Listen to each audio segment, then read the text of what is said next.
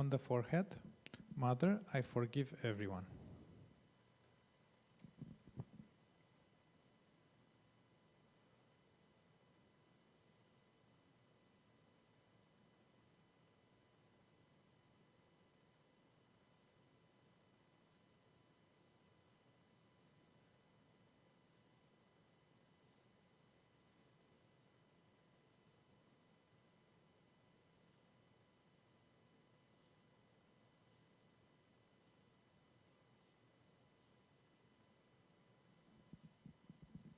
Left hand on the ego. Mother, I am not doing anything.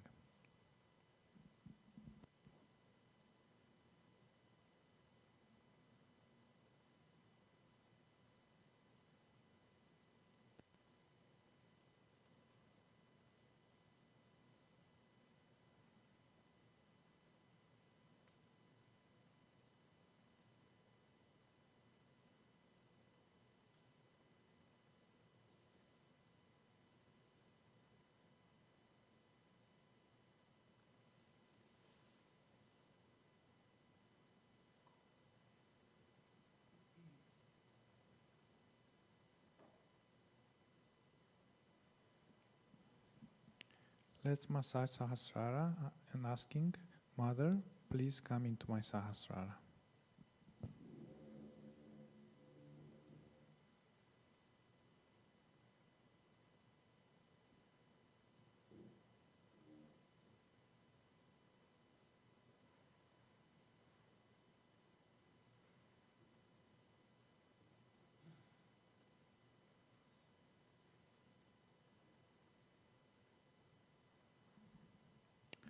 Until we start the hand soak, in around 8 minutes, we'll just sit in silent meditation. If you didn't prepare the hand soak, you can go and prepare it and come back. Ashish, if we have some music, would be great. Thank you.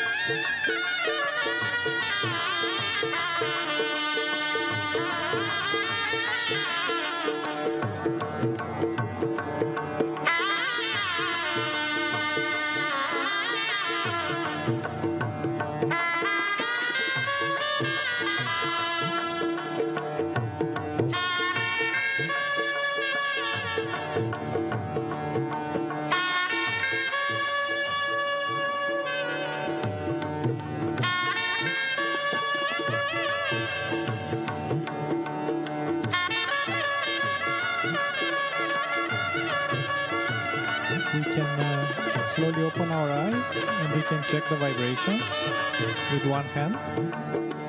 And we can turn off the music for now.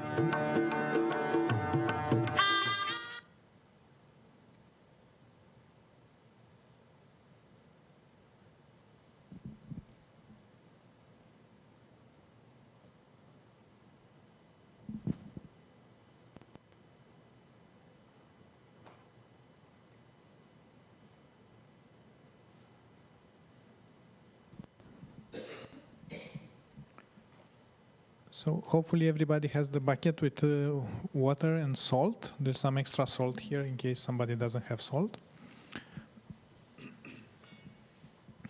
The purpose of the hand soak is to help us feel the vibrations better. The way you do it is very similar to the foot soak, even if it has a different purpose. There are different ways of doing it, and you'll see if you ask 10 yogis, you will find 10 ways of doing the foot soak, the hand soak, also the foot soak. So this is what we'll do today. So we'll first we'll vibrate the water, then we'll work a little bit on the right Vishuddhi, and we'll put the right hand, and we'll meditate for 5-10 minutes. Then we'll wipe out our hand. You can rinse it a little bit with if you have some water. And then we'll work a little bit on the left Vishuddhi. Then we'll put the left hand and meditate for 5-10 minutes. That's about it. Okay, so let's take our bucket. So let's work first on the right Vishuddhi. Try to keep thoughtless all the time if possible. So let's work a little bit like workshop on the right Vishuddhi.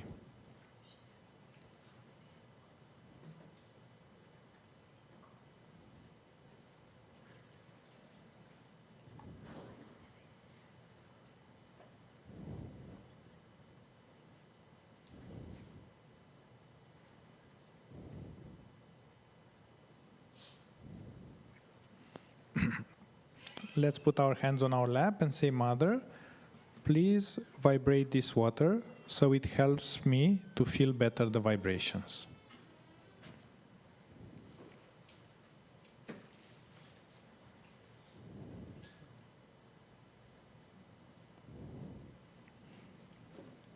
Then with the left hand, continue to keep it on our lap.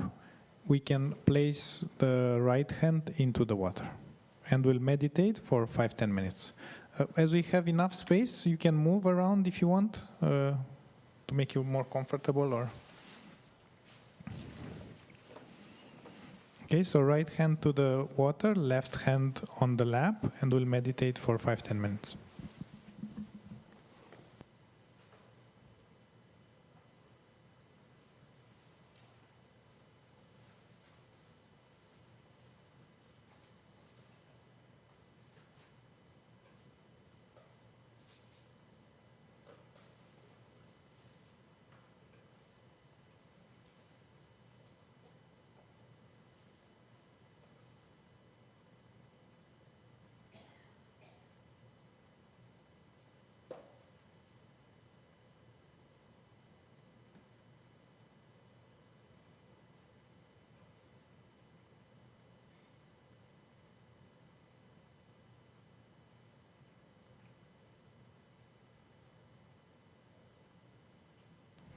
It's important to be thoughtless, so we can apply the tricks we know for the meditation. For example, if thoughts come, try to forgive them. So, Mother, I forgive this thought, I forgive this. Or we can just watch the thoughts and see where they go.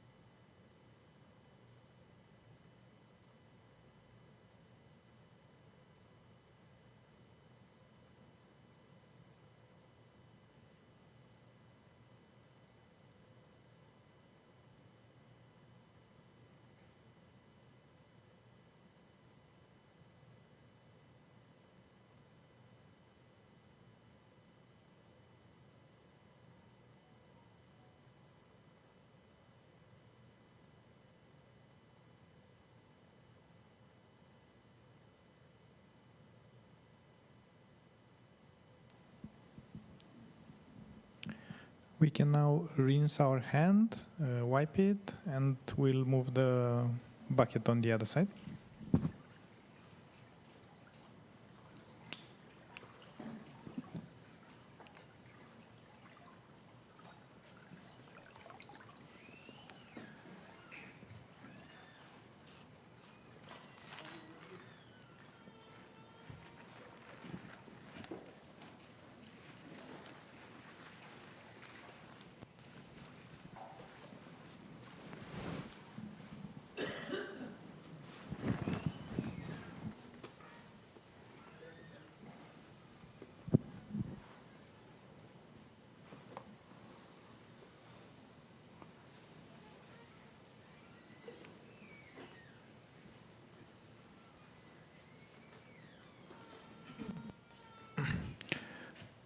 We can work a little bit on the left Vishuddhi.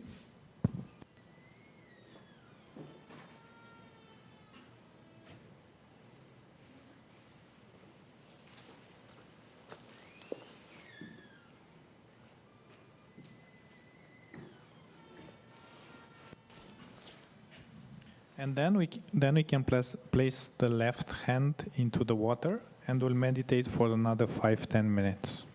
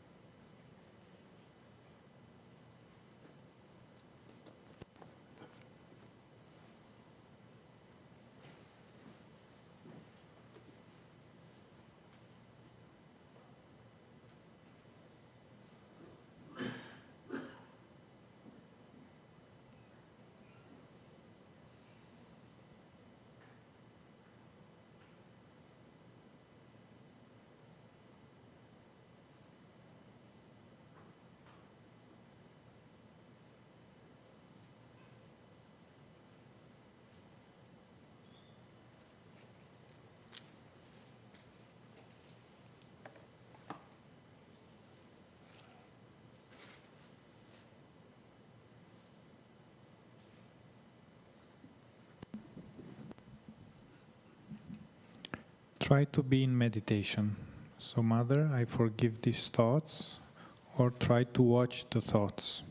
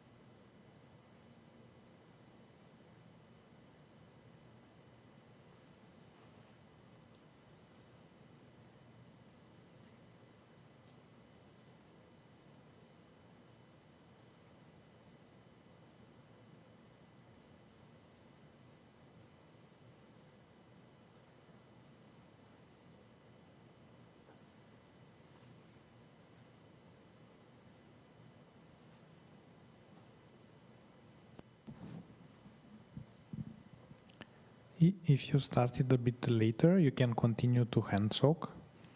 But for others who started from the beginning, we can rinse our hand and wipe it.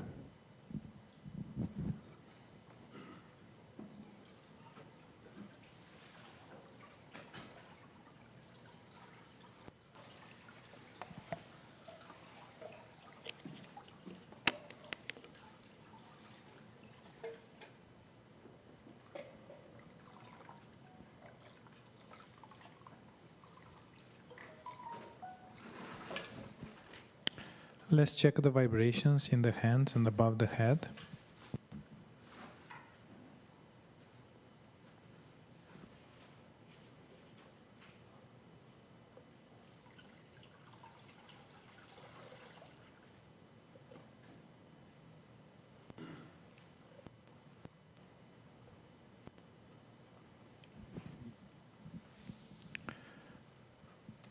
Now, one note about disposing the water. So we'll throw it in the toilet. Do it slowly because it tends to spill outside. If you spill outside, please take a mop and clean it out. And we can go slowly from the people closing to the door and all the others after that. And then we'll meet in the front to continue the seminar.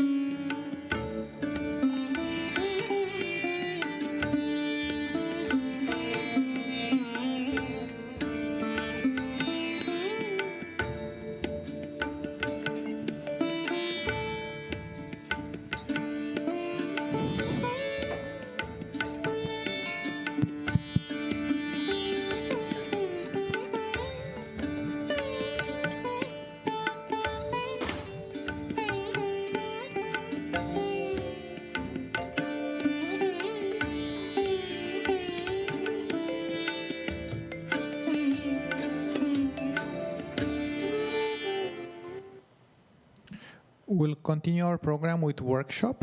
So let's pair up 2 by 2 and work on each other for the 10 minutes or so, and then then I'll announce so we can switch. Try to pick somebody who you don't know, and maybe learn the names so we can get to know each other better. If you know anybody, that's the problem.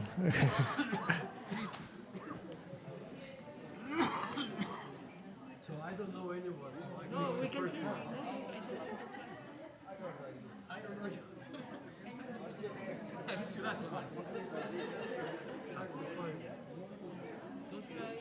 don't know them.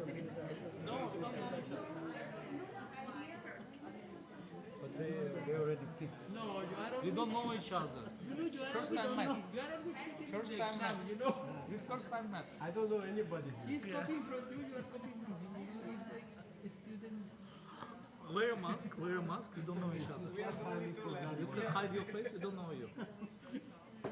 You don't know me? We don't know this mask, how we know you? Let me put a mask. I don't know who is this guy.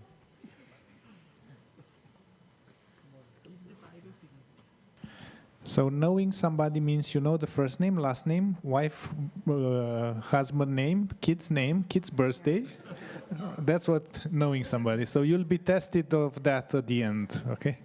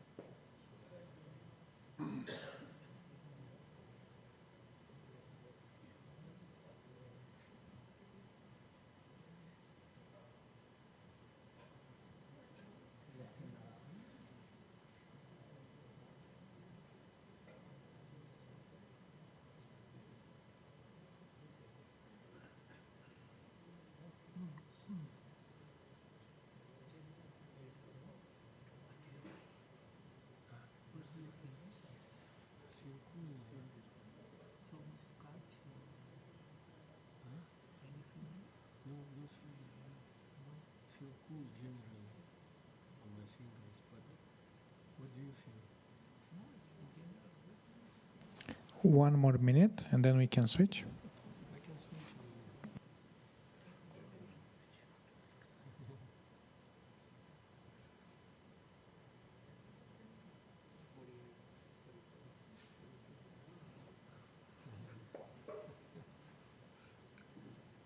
The mind works like this.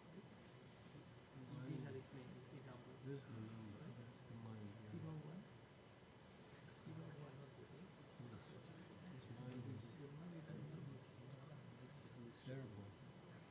I need a mind surgery. Sandeep is coming?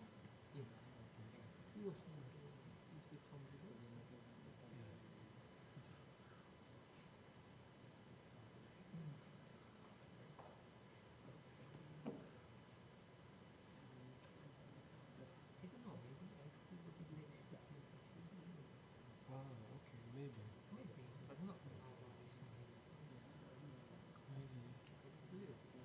I know it's a problem. Clean it once in a while. Okay.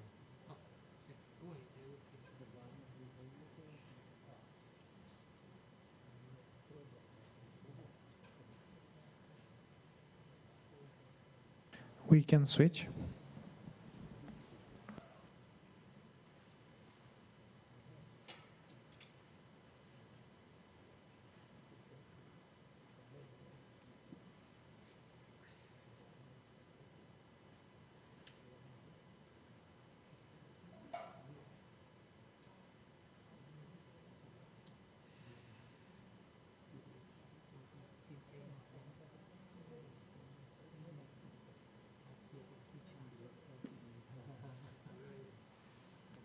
See the team.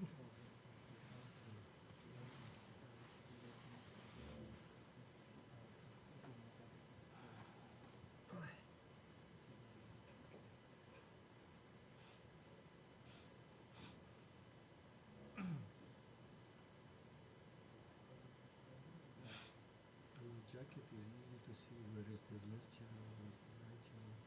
Really? Yeah. Abi ka khalde. Yeah.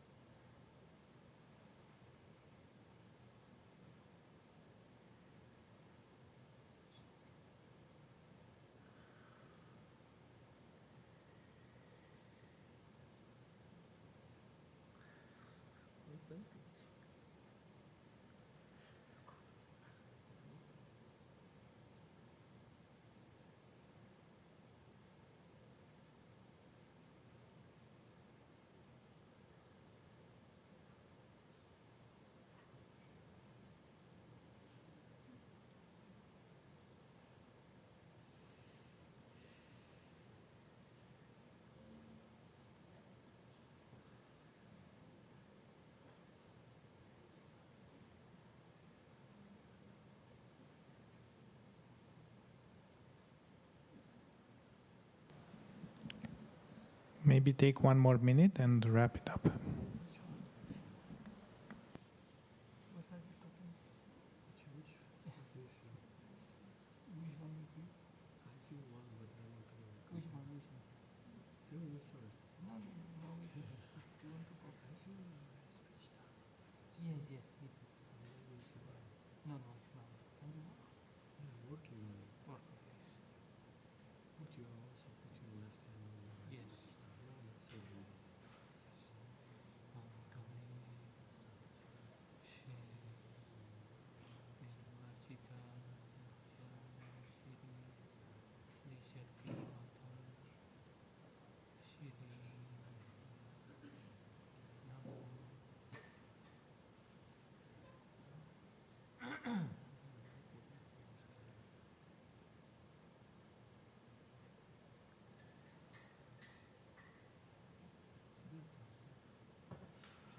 Good.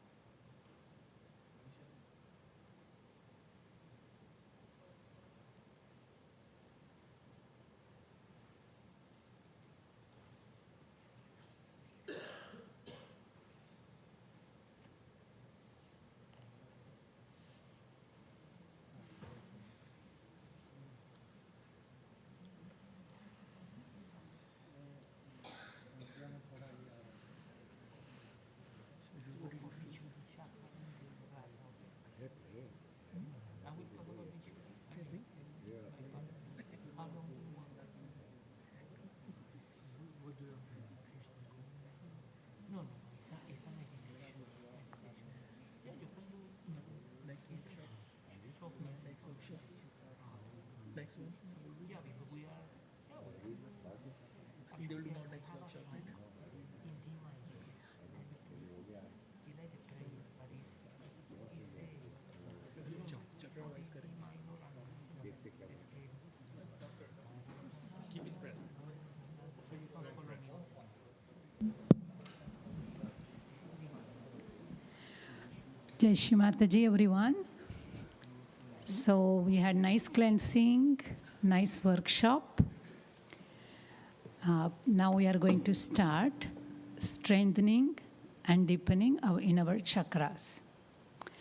So next few hours, what we are going to do is dedicate roughly half an hour per each chakra. And we will have one person first leading the meditation on that chakra. So let's try to completely connect with the qualities. Let's not put attention on our catches or negative things because we already did the cleansing. But we'll try to strengthen and nourish our centers. So we will pray Shree Mataji for that in every chakra. So first 10 minutes, a yogi or a yogini will lead meditation. Then we will listen 15-20 minutes of Shree Mataji's talk. And last 10 minutes, we will have meditation with music for that center. Most of the chakras we managed to get musicians who will come and play in person, so we will enjoy that. Then we'll move to the next chakra. In between, we will have some stretching breaks, we will have some lunch break or whatever. But let's try to focus completely on ourselves so we can really nourish our centers and make ourselves strong instruments. So we will start with Muladhara.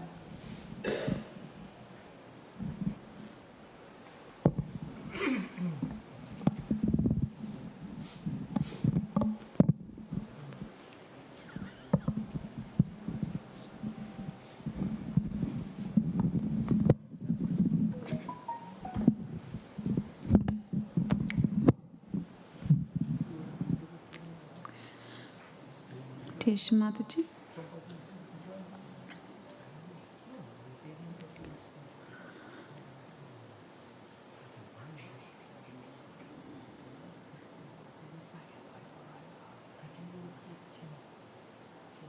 Shree Mataji, please give us permission to establish your purity and chastity and wisdom in us. Please forgive us, as we are human beings, our attention are still here and there. We have still attachments, impurities. All our desire is to please you and become the perfect reflection of your divine qualities.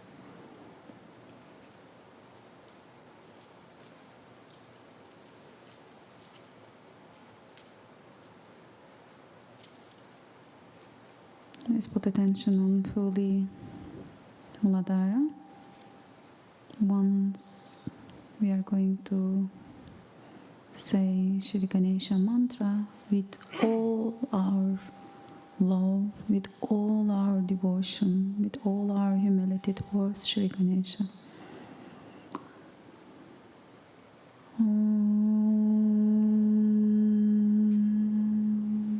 Tvameva sakshat Shri Ganesha sakshat Shree Adi Shakti Mataji Shree Nirmala Devyai Namo Namaha. Shri Ganesha, please be kind and merciful. Please establish your beautiful qualities in us. Each and every cell of our body, each and every chakra, each and every channel, your purity, your chastity, your wisdom, your devotion and dedication towards the lotus feet of our Mother.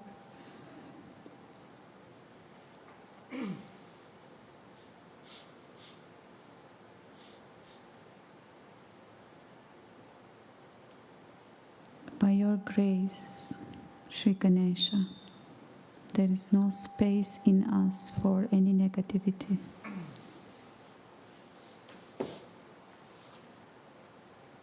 We are the reflection of the purity and chastity. We are the created by your pattern, by the divine. There is no space in us for no negativity, for any negativity.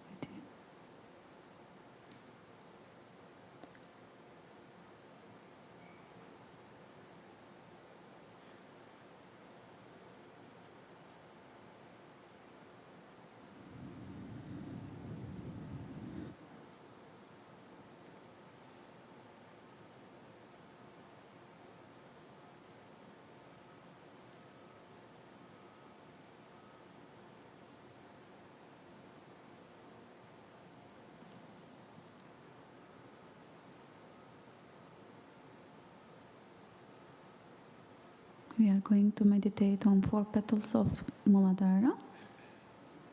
First petal goes to the downward direction, towards the ground. It falls to joy and Brahmanandra, the pure and absolute joy and divinity. So we can pray here, Shree Mataji, please bless us with the joy of the Brahmanandra.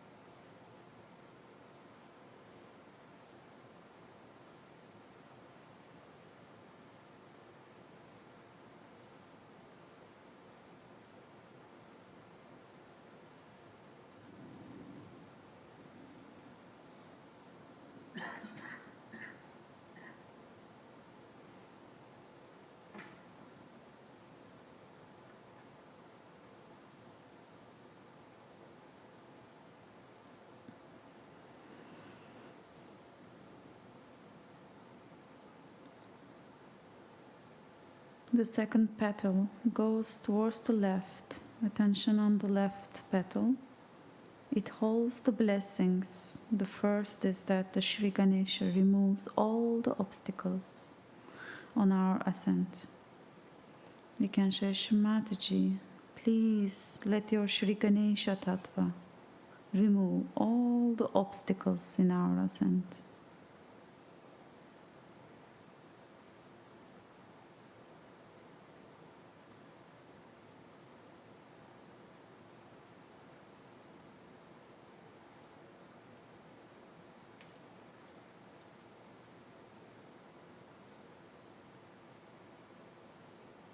It also holds the majesty and the dignity of the pure spirit. Shree Mataji, please fill each and every cell of our being with the majesty and the dignity of the pure spirit. Let's meditate on left second petal on the left hand side.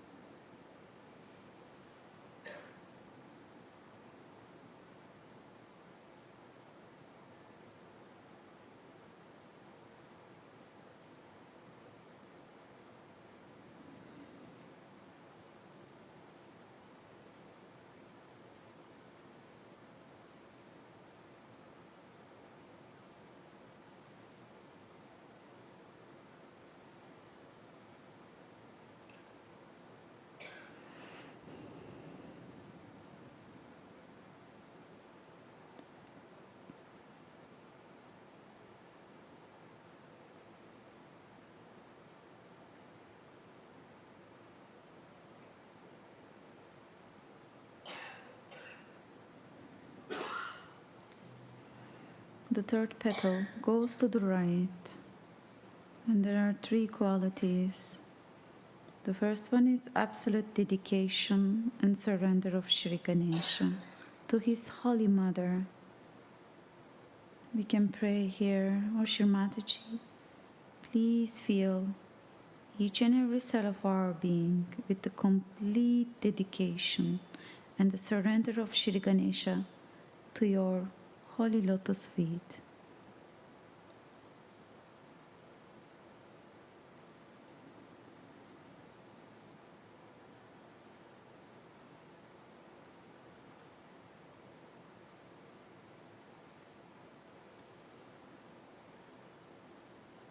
The second is the wisdom which Sri Ganesha endows, and the thirdly, the pure knowledge of the divinity. We can say here, Shree Mataji, please bless us with the absolute wisdom of your Sri Ganesha Tattva. Shree Mataji, please bless us with the pure knowledge of your divinity.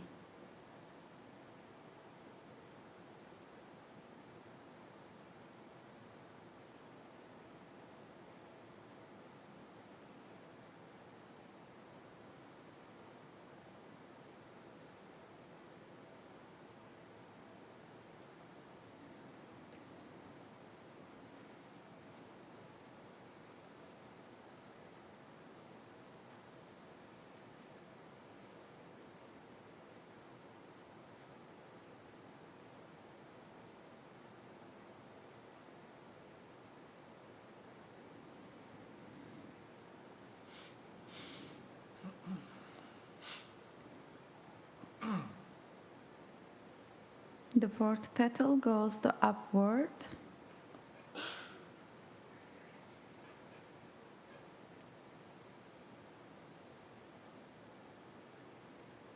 We have the two blessings here. The first one is complete fearlessness that the Shri Ganesha has, the knowledge that he is the child of the Adi Shakti. And nothing can harm him, nothing can harm us. And we are at one with the God's will. And we can say here, Shree Mataji, please bless us with the complete fearlessness of Shri Ganesha. Make me one complete with you.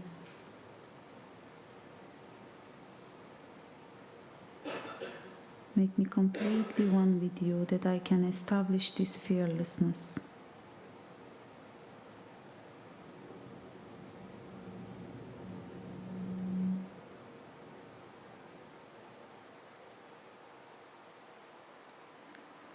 You are in me, I am in you. There is no space for the fear in me.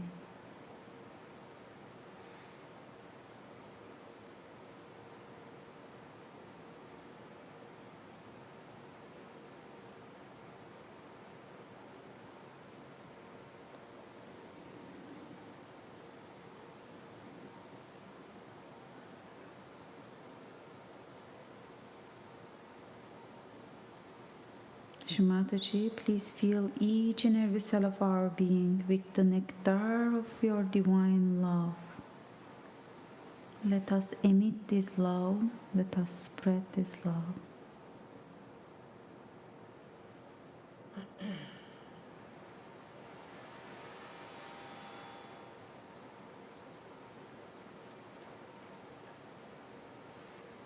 Now attention on Muladhara of Shree Mataji. We can meditate silently and receive the blessings of purity.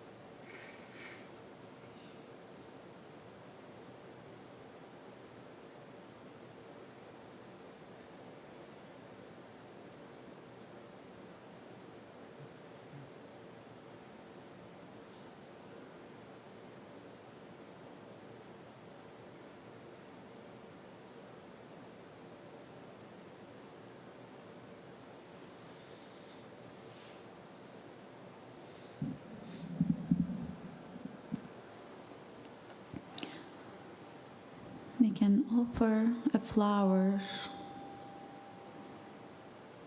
with our attention or to thank Shree Mataji. Bless us with this Ganesha Tattva today.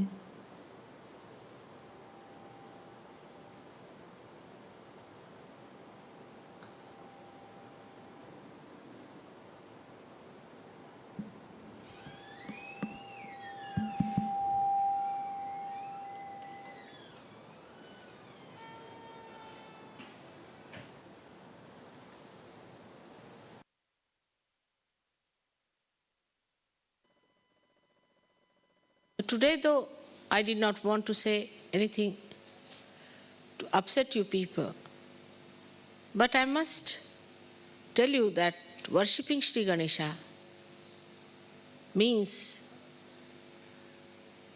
there has to be a thorough cleansing within you.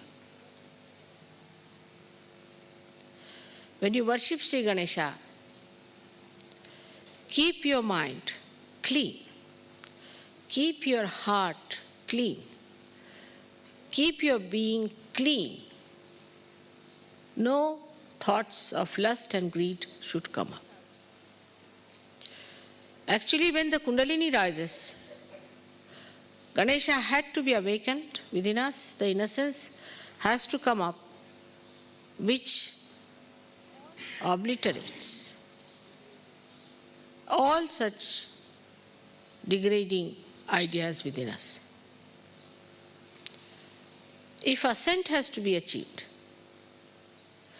we have to understand that we have to mature. What are we worshipping today is the innocence within us. We are worshipping that is auspicious, which is innocent. Innocence which is deep down within us, that's our character, that's our nature, that's what we are born with, is the basic of this whole creation, is the essence of this creation. What is our substance within ourselves? This is what Christ preached. Morality point. So important for him it was, because after dharma, which was a balance, where of course morality is very important, but it was necessary for Christ to talk of the innate deeper morality, which is a part and parcel of our being. It is not just taught or told or frightened because there's a fear of God and wrath of God. But it should be your own innate light. So what is your power? Where does your power lie? It lies in the spirit. But even before the spirit is achieved, what is your power? Is Kundalini? She's sleeping. Then what is your power? Is your chastity. If a man is chaste temperament he has, and he stands up in his chastity, it acts. It works.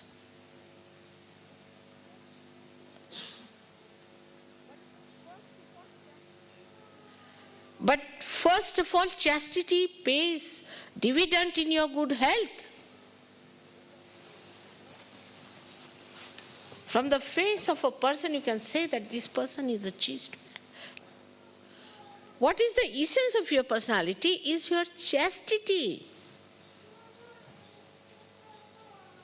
And in Sahaja Yoga, you can re-establish everything, whatever you have lost. You can. That's why the depth is lacking.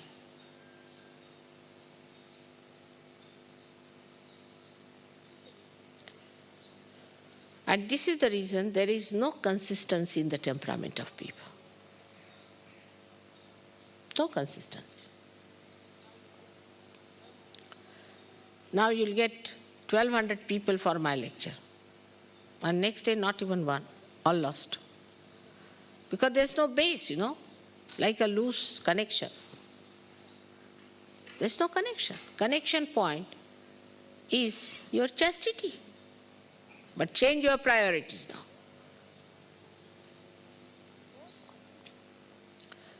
The whole attention once goes to your own spirit. You'll be surprised. The whole chart will change. What's the most important thing? To meditate every day.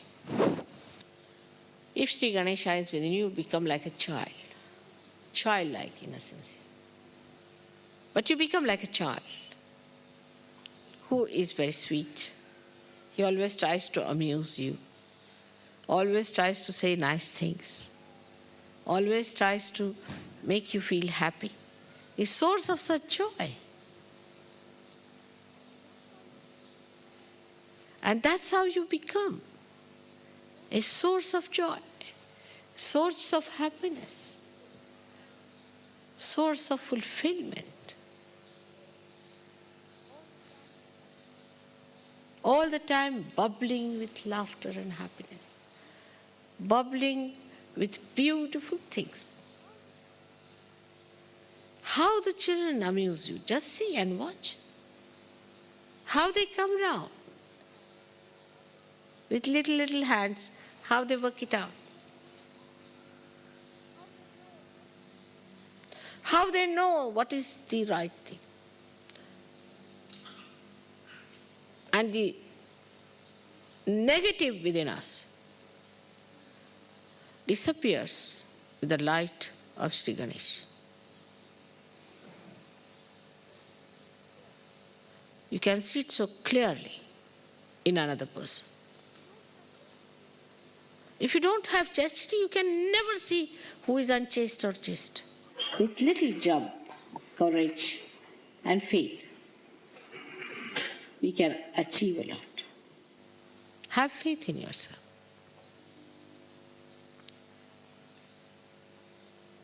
Not mental faith, but actual chastity is faith. Chastity is the consolidation of your faith.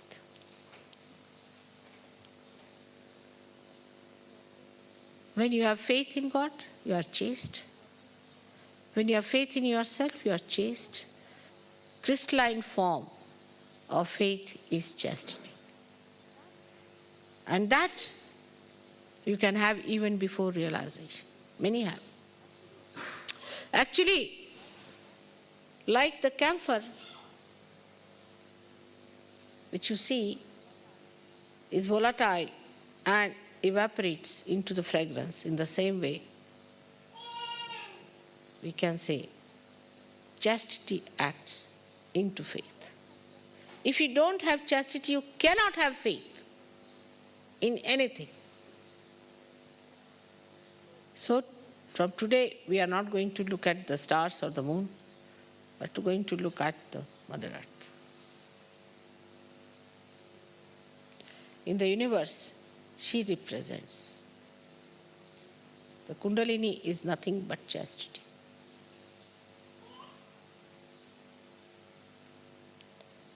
She is just chastity. Can you believe it?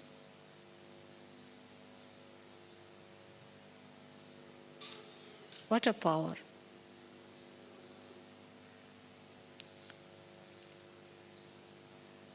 Motherhood. Everything is chastity. Fatherhood, any relationship is chastity. Purity is again the fragrance of chastity. Goodness, compassion, everything comes from chastity, a sense of chastity, which is not mental. So make your Kundalini strong. by being chaste. People try to do things to look very attractive and this and that. Don't waste your energy like this. You are saints. Live like saints. You don't have to attract anyone. Chastity is the fragrance in the flower, which attracts the bees, is the honey of the flower, is the essence of our existence. All that comes to you through your meditative efforts. Now the effort is to be just that you have to be meditative, that's all. Keep your meditation on. Try to be meditative. See things. What is witness state is nothing but that you are meditative. Do not take your realization for granted. Unless and until your Ganesha is settled, your realization has no meaning at all. Watch yourself. Have you got adulterous eyes?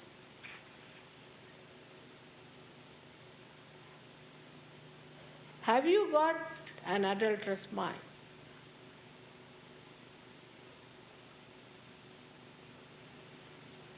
What is your expectation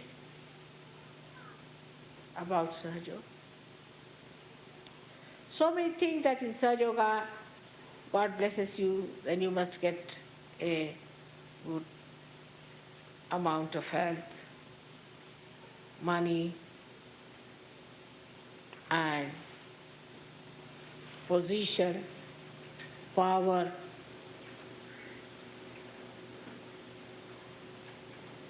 The first thing you must ask for is the pure Ganesha, Nirmal Ganesha.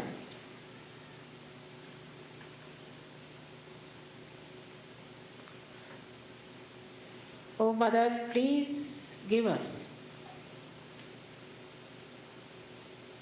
the blessings of establishment of purity in our Ganesh prisma.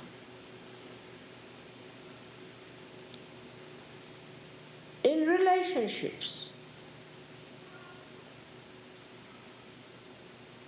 in attitudes,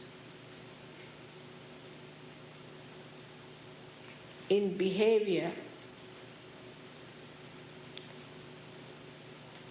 try to judge yourself. Are you innocent? In the same way, Sri Ganesha within us is magnetic. So a person who has Sri Ganesha awakened within himself becomes magnetic.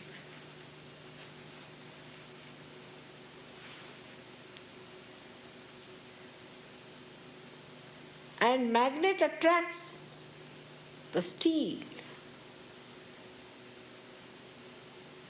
not dried leaves, it does not steel. And steel is like the Guru Tattva. The man with the steel, say, man of steel, a person who has character, conviction, and who cannot be dominated by temptations. So what is this magnet? It's pure love. It's pure love. And the concept of pure love is that it doesn't depend on anything whatsoever but on itself. It is the support of itself. It's like light that spreads just by its own nature, doesn't want anything, doesn't expect anything, just spreads all over and enlightens other people's heart.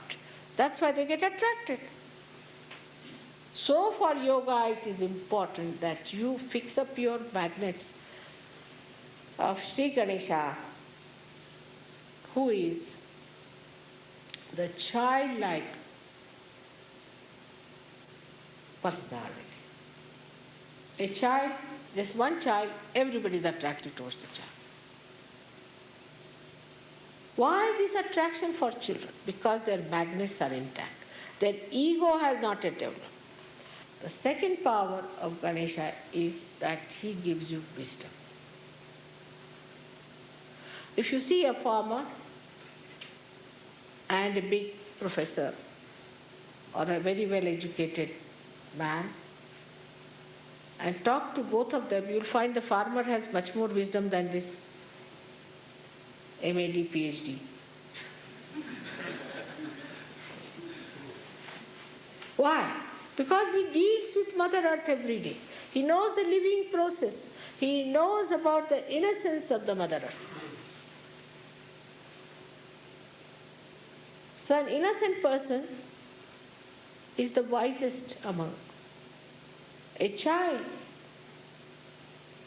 who is innocent is much wiser than 10 ego-oriented people.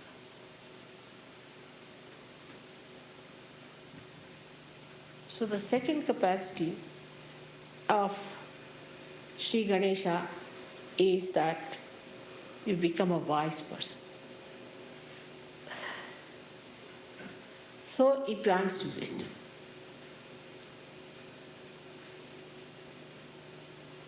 When you have the power of Sri Ganesha, your eyes are radiant. You get a spark in your eye, a light in your eye. When he is enlightened in you, then you cannot look at anyone with lust and greed. But this glance is so powerful that even one glance is sufficient to purify thousands of people.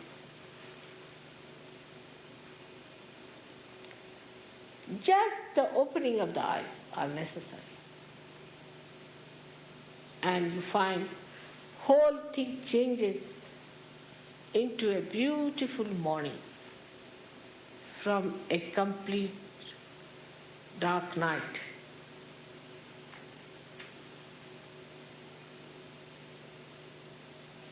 Glance can awaken the Kundalini. The mother Kundalini cannot move unless and until Sri Ganesha gives the permission. He's like the Vice Chancellor sitting on all the chakras. He has to certify, all right, passed, go. On every chakra. And when the Kundalini rises, Sri Ganesha is awakened, otherwise Kundalini cannot rise. But then when he sleeps down, Kundalini is sucked by.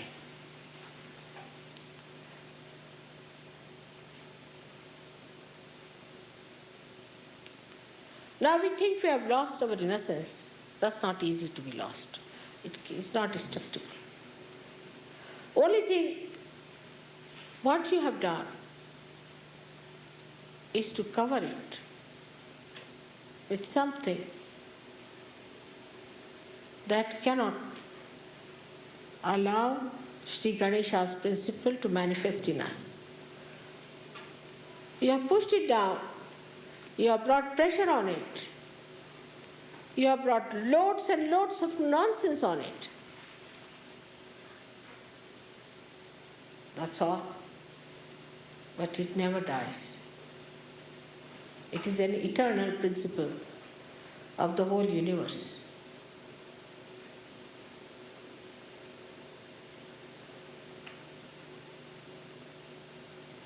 The another quality of a person who is endowed with Sri Ganesha's powers is that he removes all the hurdles. If one person of this nature is in some place, all the rest of the people who are nearby will be saved if there's an accident or if there's any problem which is destructive. All of them will be saved. This Ganesh Tattva is now acted by your attention. If you have an attention which is all the time going from this place to that place, to that place, to that place, then it is affected. Especially in the case when we start looking at men, looking at women all the time, then also our Ganesha Tattva gets very much destroyed. Such people are difficult for rising in their ascent because Agya itself goes out. Then this Ganesha Tattva can also be reduced if you are very materialistic.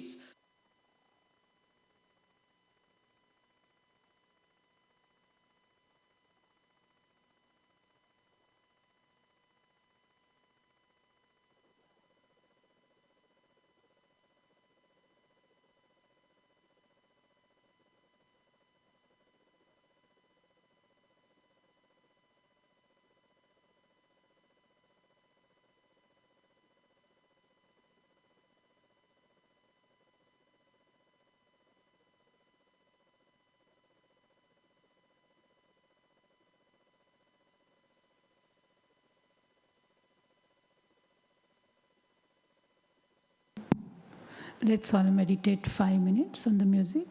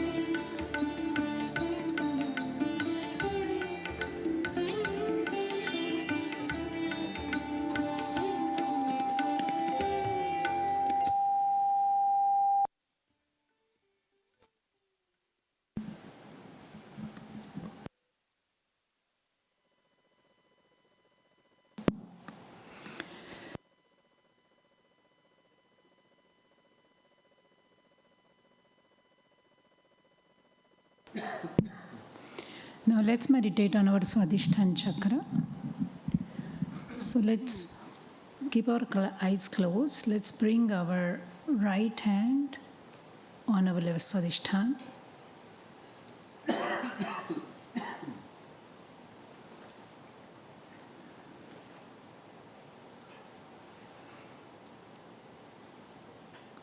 This is the place of the pure knowledge.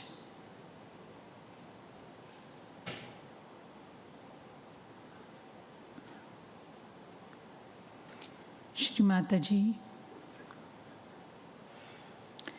please strengthen my left Swadhisthana with your pure knowledge.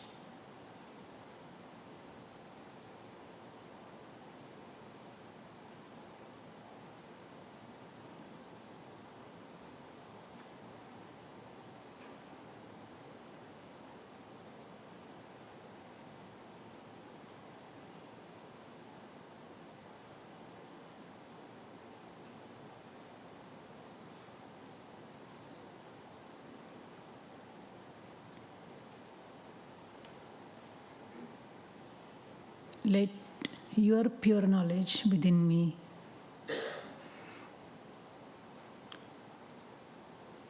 make me your instrument.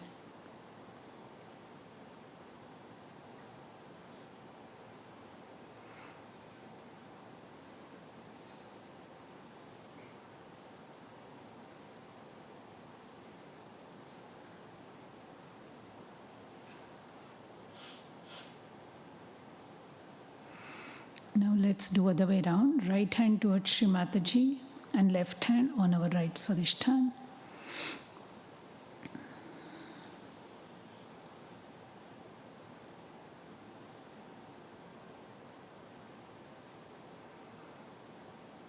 Shree Mataji, you are the doer, you are the enjoyer.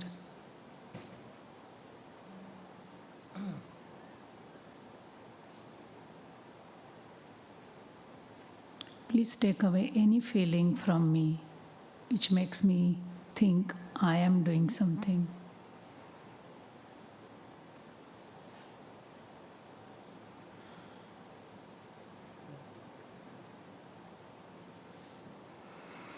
You take care of my work, my study, whatever I do, taking care of my family, my worldly duties, and you take care even of my meditation.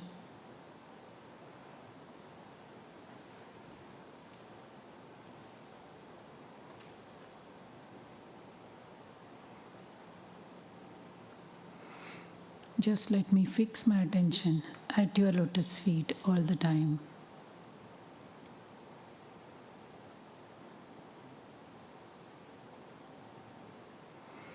You can say the mantra Shri Nirmala Chitta. Om Tvameva Sakshat Shri Nirmala Chitta Sakshat Shri Adi Shakti Mataji Shri Nirmala Devi Namo Namaha.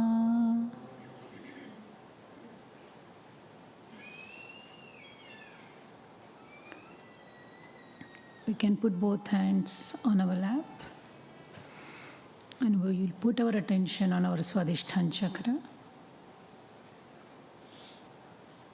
And just absorb vibration. Mother, please nourish and strengthen our Swadhisthana chakra.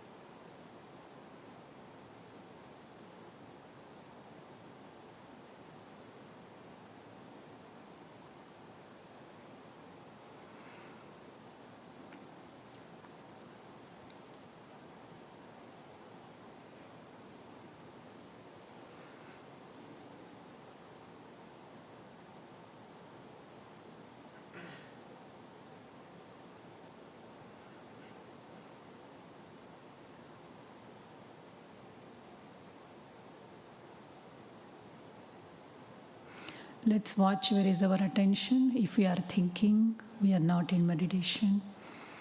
Mother, please strengthen my attention so it's always at your lotus feet.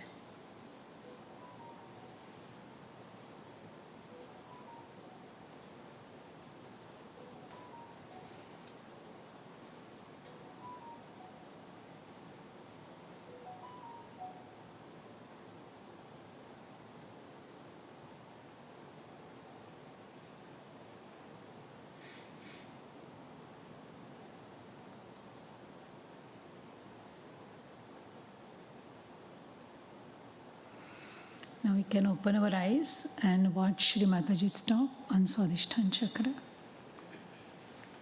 after that, can you pray something? After the talk, can you both pray something?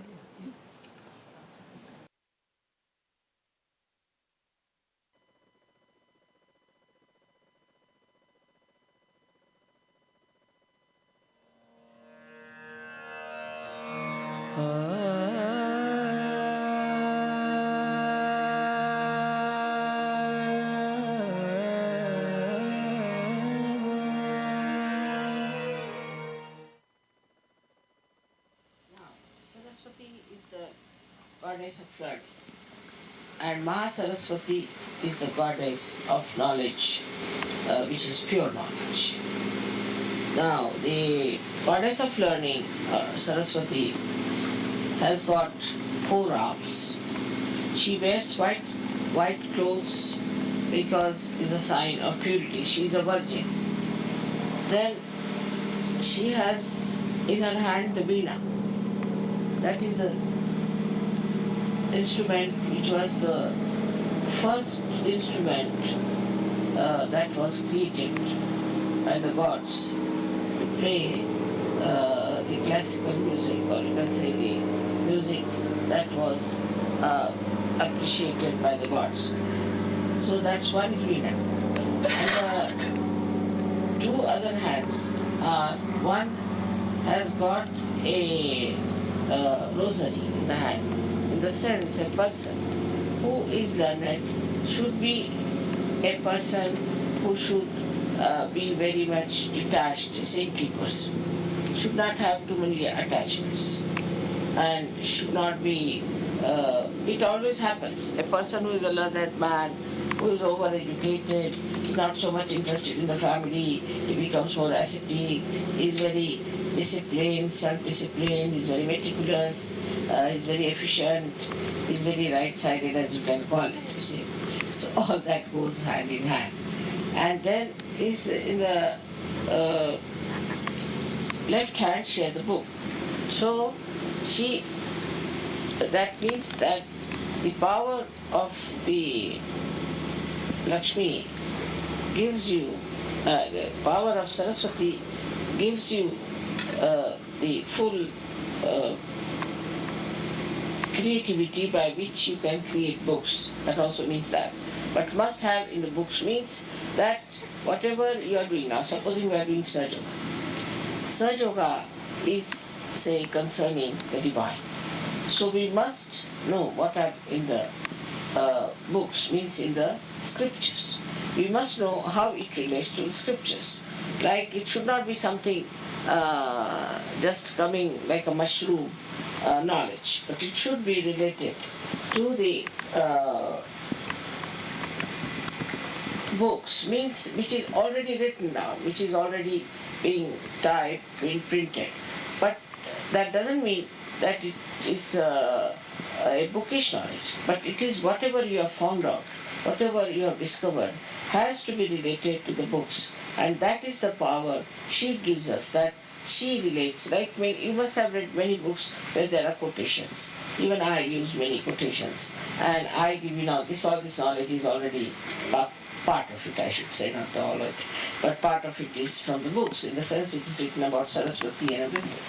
So one must learn how to respect the books, especially the scriptures, and she is the one who gives you the penetration power into these books to know what is the truth and what is not. Penetration power to understand what is written between the lines. what is the subtle meaning of the whole thing. That is the power of Saraswati. There's another power she has is Vak Shakti, by which you give speech. She's the one who gives you the power to speak. She's the one who gives you the power to communicate by speech, by your writings, by all the drama or plays you have, or films you have, any kind of communications that are done through the power of Saraswati has that intellect behind it, and that intellect comes from her power. So even Sri Krishna has to use her power. Everybody has to use her power, because if you don't use the Saraswati's power, then only Sri Krishna's one power is that he is a diplomat, and that diplomacy comes from the power of Saraswati. So everybody, whosoever you find as brilliant, is actually has been endowed with this power of Saraswati. The people who are worshipping Saraswati have to be detached people, because those who are learned, those who are artists, those who are producing art and all those things are not so much rewarded in their lifetime. So if they are detached from Lakshmi, if they are detached from things, then they just produce it for their own joy. They don't worry how much money they are going to get. So the Lakshmi's powers are to give you a great learning, to give you a great understanding intellectually, and to give you a kind of a personality that outshines others by your brilliance. But it may not give you money. It may not give you lots of possessions, but it gives you possessions which are cannot be stolen, which cannot be taken away. And she is a person of humility. So the person who is learned has to be humble. If he is not humble, then he is not learned, according to the principle of Saraswati. The person who is very much learned has to bow down with the fruits of his learnings, so that a person who is learned and thinks no of himself is a person who has not yet learned fully. He is a half-baked person. And that's why an egoist cannot be a learned man. Learned man is always extremely humble. That is the sign, because she is the power which gives you humility. Not humility of a businessman, but a genuine humility she gives you. There are so many qualities, and I think I'll be able to write one day about them.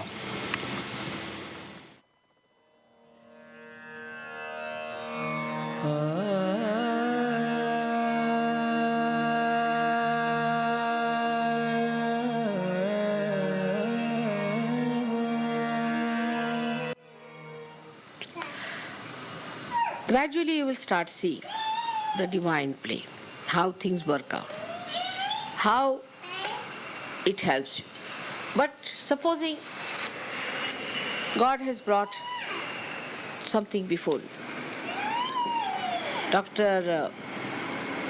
Avarlika told me a nice story about this, which is very interesting, that between the goddess of wealth and the goddess of education, there was a little conflict. We can say education, or the Saraswati, which if neglected or if too much adored can make you egoistical.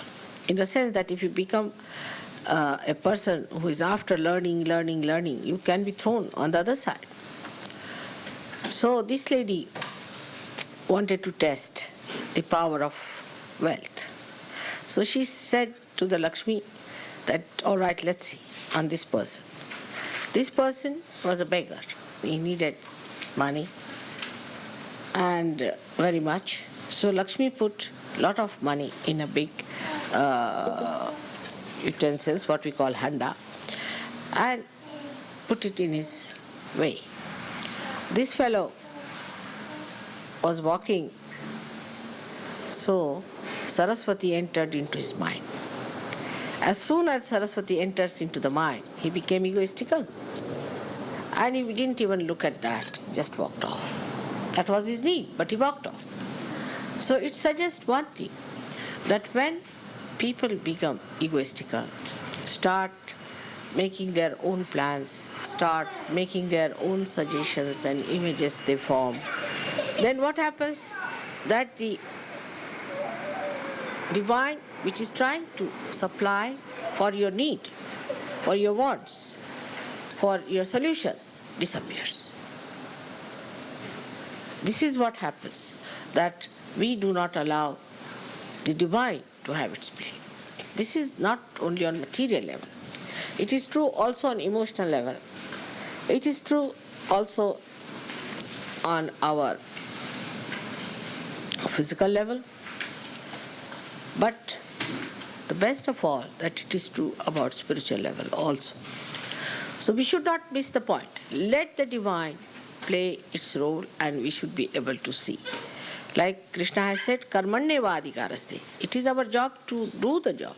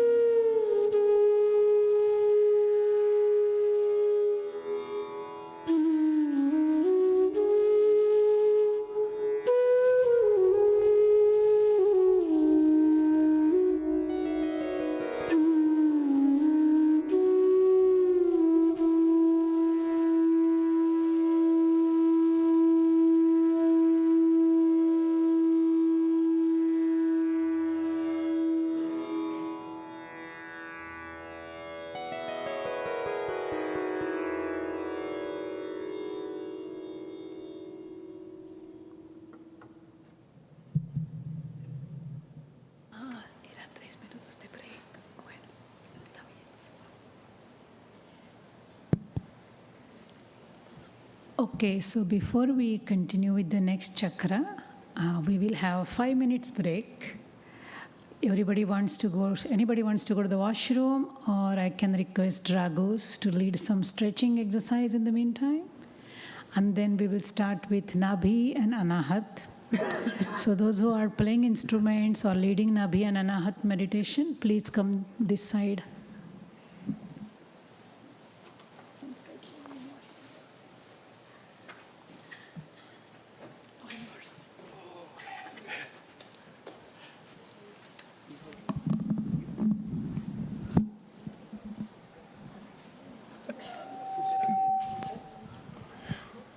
Dragos will kindly ask Gita to lead the stretching because she's the best at... No? She's stretching to the kitchen. Okay, so if you can still stand up, let's see.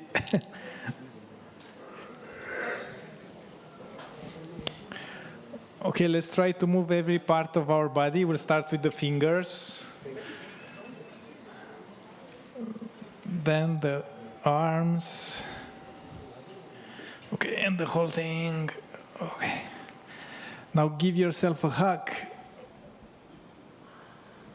And the other one, opposite of the hug. And again. And again. Now with the right hand touch the ceiling. And go the other side. Okay, left hand. And go the other side. And then the head, left, right. Front, back. And around. Okay, let's slowly move to the left and right. And a little bit to the front. And all the way to the back. Okay, then move your knees a little bit. And the other way around. Okay, go down. Up. And give me 100 of those, okay? Okay, another one. Okay, that's it. Thank you.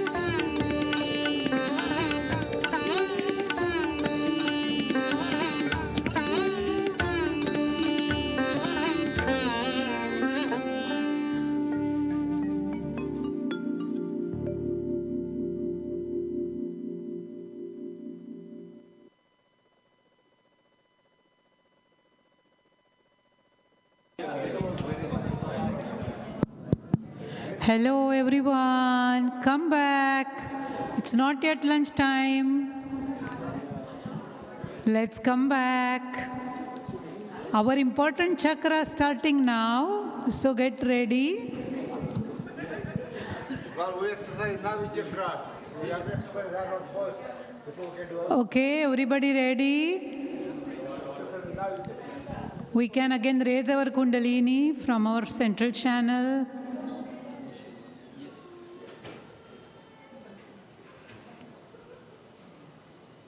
Yeah. And we'll start on the Navi chakra. Hello?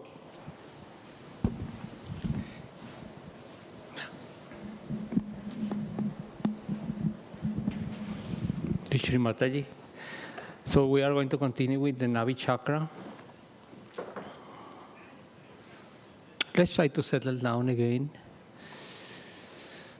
Observing Shree Mataji's lotus feet. Thank you, Shree Mataji, for allowing us to be here. It's such a great group of yogis, yoginis. Thank you again and again, Shree Mataji. We don't realize yet all the blessings we have been bestowed upon us during those days that we are here to share, to take care of each other, to enjoy and behaving like the real family. We are very blessed in Toronto. Thank you, Shree Mataji, for that. Okay, now let's focus our attention on the Navi chakra, and let's keep it away all the attention in food, on if you are hungry or your attention is going into food, not yet. But let's try to enjoy discovering every day how deep we can be inside our chakras. Let's never feel, in a way, satisfied what we have achieved, and let's always try to go further. And if something is not working, probably we should go deeper and deeper. This is the only way we can ascend. No matter we can try outside, it has to be inside. Okay, now,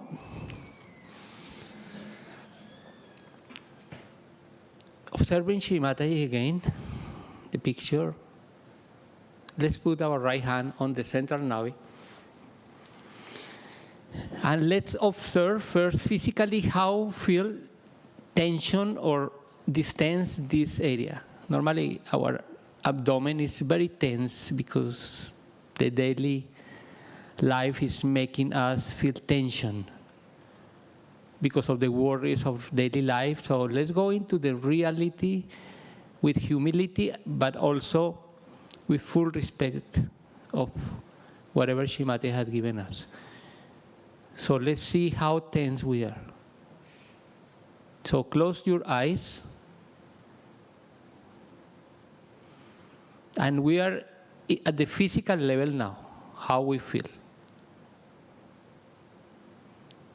So we can take deep breath and try to feel the abdomen. Normally singers, they try to breathe through your abdomen. So it's not long, so go inside the abdominal area, so you extend, you inflate this area at the beginning. So let's do this, so making bigger and bigger if you want, if you can. So let's do one. Keep it at the same for a few seconds, then distance and try to put it inside your abdomen as much as you can. Okay. So inside.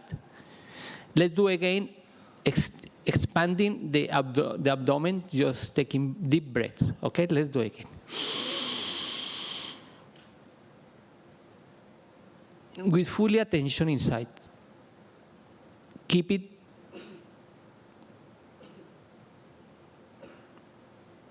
Now release and put it inside your abdomen.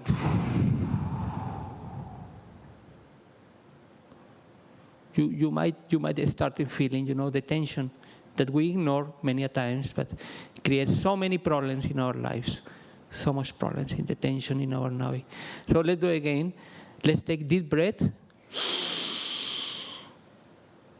No worry, you are not going to lose your body shape.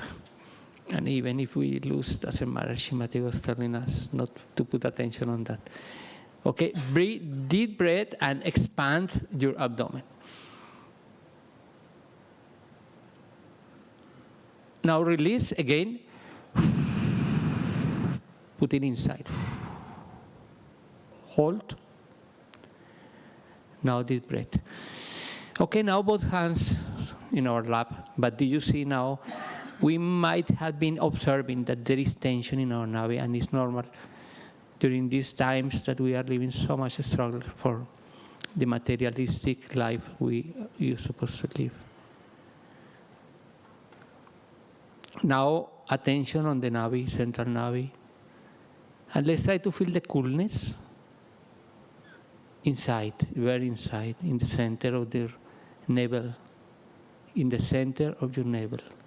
Center in your navel. Go inside. Go inside. In the physical part, go inside.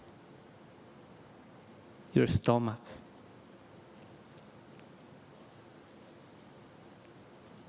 You were the center that nourishes us when we were in the womb of the mother. Let's get connected again to this mother through our Navi. Meaning Shrimati is giving us all the maintenance, all what we need. We don't need even to pursue for this.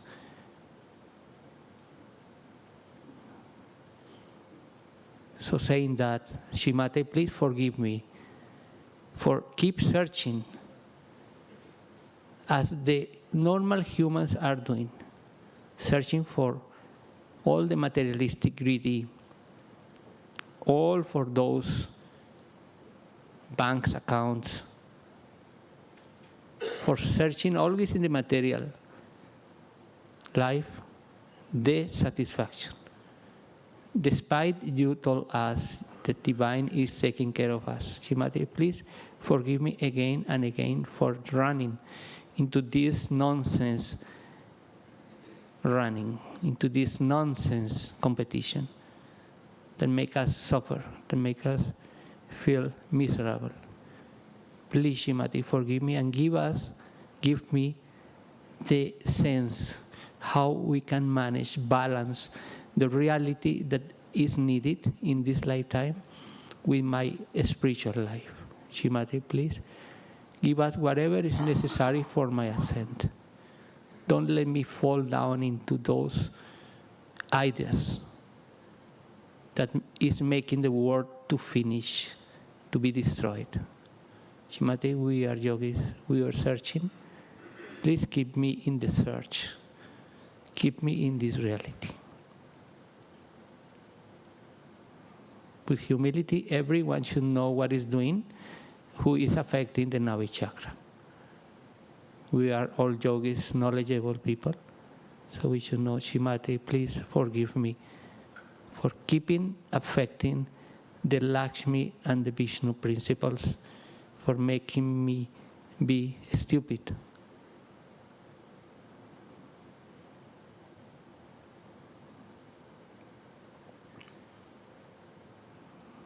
And let's stop thinking about the money.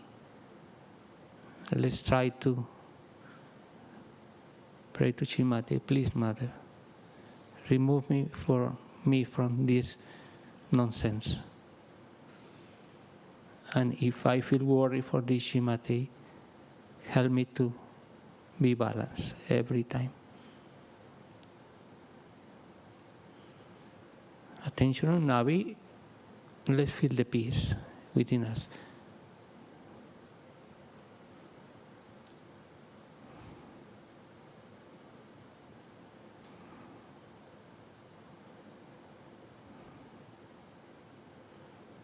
In thoughtless awareness, complete thoughtless.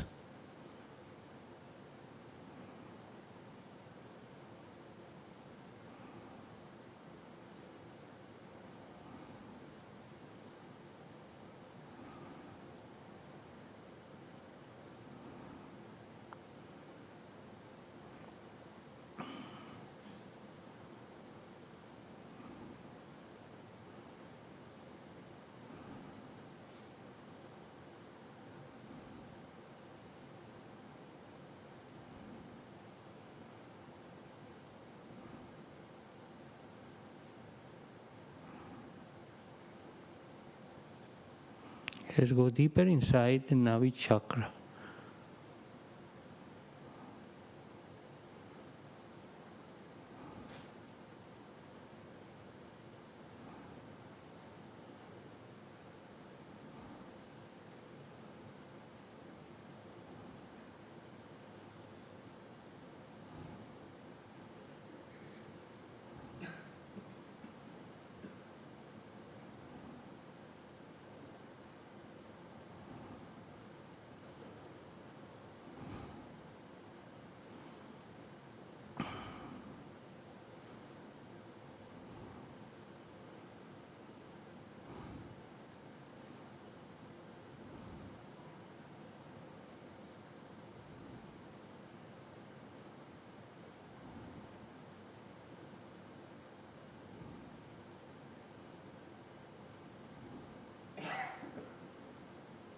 Shrimati, give us clarity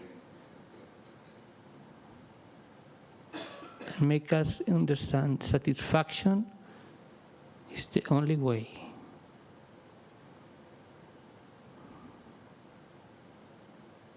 Thy will be done, Shrimati. Let's pray this in our Navi. Thy will be done.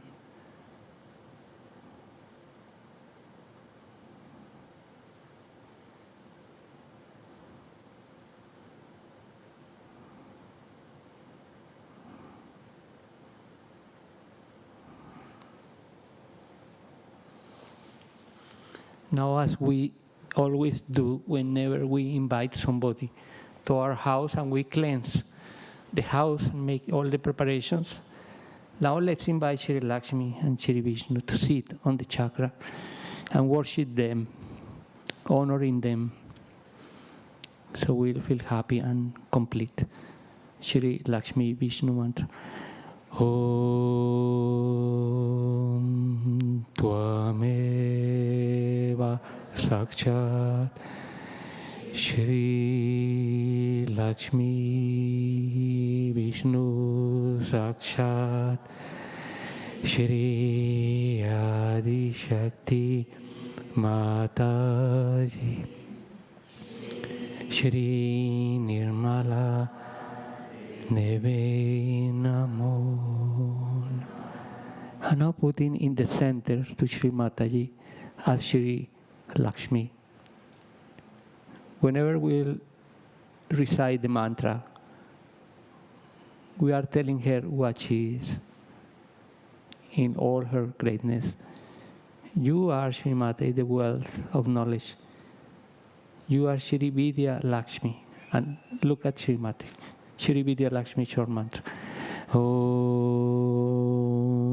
Tvameva Sakshat Shri Vidya Lakshmi Namo Namah. Shrimati, you are the auspicious good fortune. Please, Shrimati, please make that whatever I am getting from my job can be restored as auspiciousness for others, for my collective, for my society, for my family. Shri Saubhagya Lakshmi. Om Tvameva Sakshat Shri Saubhagya Lakshmi Namo Namah. You are the ever-flowing divine nectar, Shrimati. Let me feel that whatever I receive from a job, from the food I eat, from the gift I receive, I can feel that this is the Amrut, that I am receiving this Amrut every day. Shri Amruta Lakshmi. Om Tvameva Sakshat Shri Amruta Lakshmi Sakshat Namo Namaha. Shrimati, you are the ideal housewife for all men. Shrimati, please give us the strength, the dignity to respect our wives, no matter where we are, no matter what they do. Forgive us, Shrimati, especially for the men in this society that have been disrespected the women. Help us as yogis to really put the wife into the throne that they deserve. Shri Gruha Lakshmi. Om Tvameva Sakshat Shri Gruha Lakshmi Namo Namaha. Shrimati, you are the welfare and prosperity of a kingdom. Shrimati, let us feel that we are in your kingdom. Make us all yogis prosper so we can share this prosperity with others. Shri Raja Lakshmi. Om Tvameva Sakshat Shri Raja Lakshmi Namo Namaha. Shree Mataji, you are the truth. Please make us, Shrimati, the best asset we have, the truthful life we live every day. Shri Satya Lakshmi. Om Tvameva Sakshat Shri Satya Lakshmi Namo Namah. Shrimati, you are the one who enjoys wealth. Please make us feel always satisfied with whatever we feel. Let us not go into temptations to compete with other yogis, to compare with other yogis in the material life. Shri Bhogya Lakshmi. Om Tvameva Sakshat Shri Bhogya Lakshmi Namo Namaha. Shree Mataji, you are the spiritual richness of yoga. Please, Mother, make us feel that we are complete rich, that we have achieved the biggest richness in the world. Shri Yoga Lakshmi. Om Tvameva Sakshat Shri Yoga Lakshmi Namo Namaha. You are the power of evolution and ascent. Shrimati, please make us feel that we are very powerful beings, that we have achieved so much power to be always generous, happy, and content. Shri Maha Lakshmi. Om Tvameva Sakshat Shri Maha Lakshmi Namo Namaha. Shrimati, you are the expert and alert. Shrimati, make us feel always, let us be always alert of whatever is happening outside. Whatever we feel and we are following those false ideas, false materialistic ideas, false gurus from economy, false gurus for banks, false gurus from money. Shrimati, please let us be alert and wise, so we don't go into running in this nonsense that make us our Navi always with stress. Shri Daksha Lakshmi. Om Tvameva Sakshat Shri Daksha Lakshmi Samo Namaha. Sakshat Shri Adi Shakti Mataji Shri Nirmala Deve Namo Namaha. Now right hand into the Navi and really let's pray together to Shrimati. Shrimati, don't let me actions or my inaction affect the collective. This is the biggest mistake we could do, that in our actions we are affected, we could affect the collective. Whatever I'm doing wrong, Shrimati, and it can affect the entire collective, even if they don't know. Let me be honest in my seeking, Shrimati, as we are connected as a family. Whatever mistake I am doing in the material life, in my ambitions, or my greed. Please help me so my collective will be wealthy, prosperous, and generous.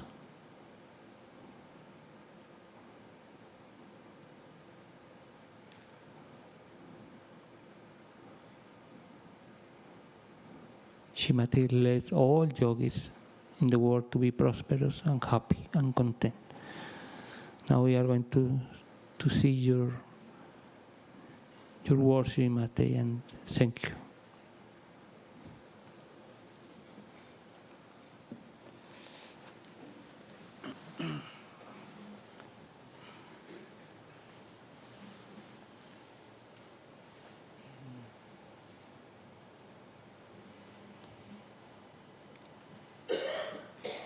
Another aspect of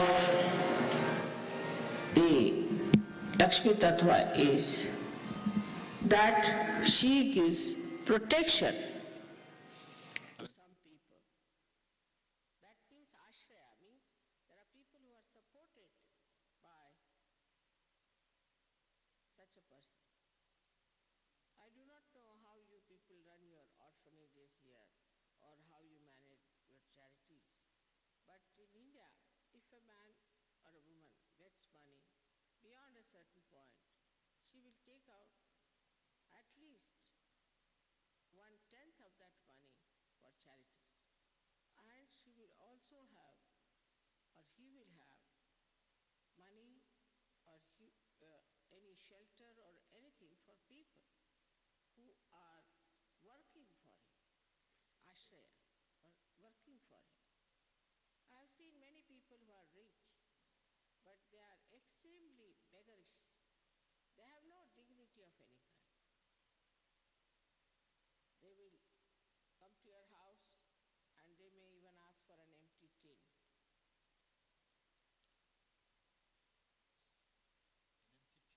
Empty tin, yeah, there are people. Empty can. Sorry, I didn't understand. Or else, if you go to their house, they'll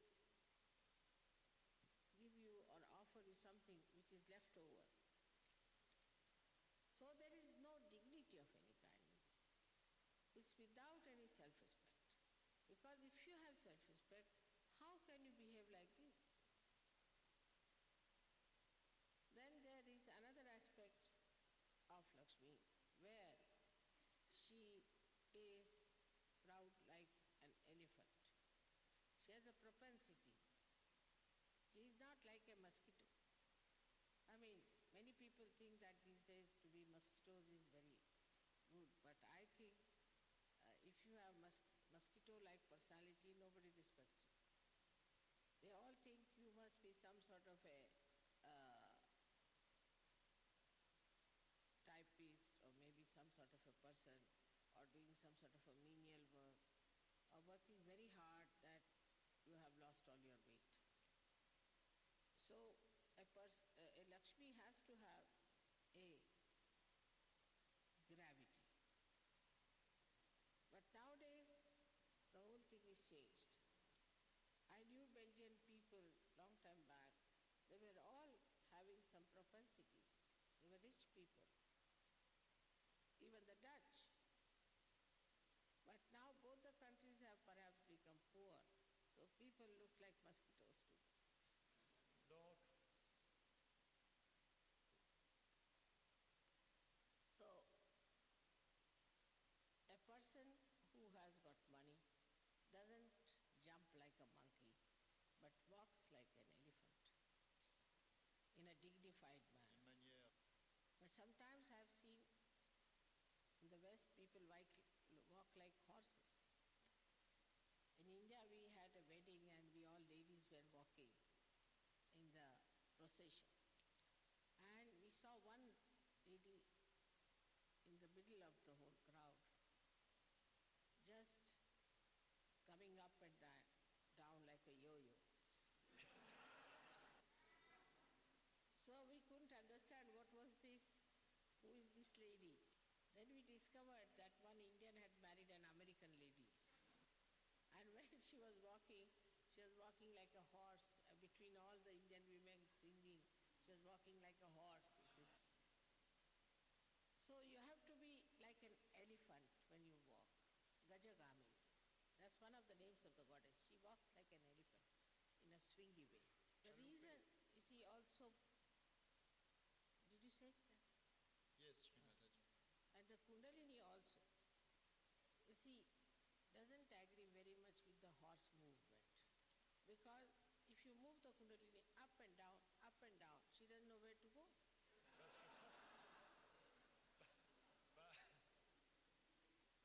But you see, elephant's walk is left, right, left, right, left, right. It goes up properly, Mais la démarche de keeping the l'éléphant, central path. So it's not very, very good to walk in that fashion if you have to establish Sahaja Yoga properly. Now the Mahalakshmi principle comes out of the Lakshmi principle. That is when you have wealth and when you have acted according to the image of the Lakshmi, then the Mahalakshmi principle rises within you. Now the Mahalakshmi Tattva, the principle is that you start thinking only about your spirit.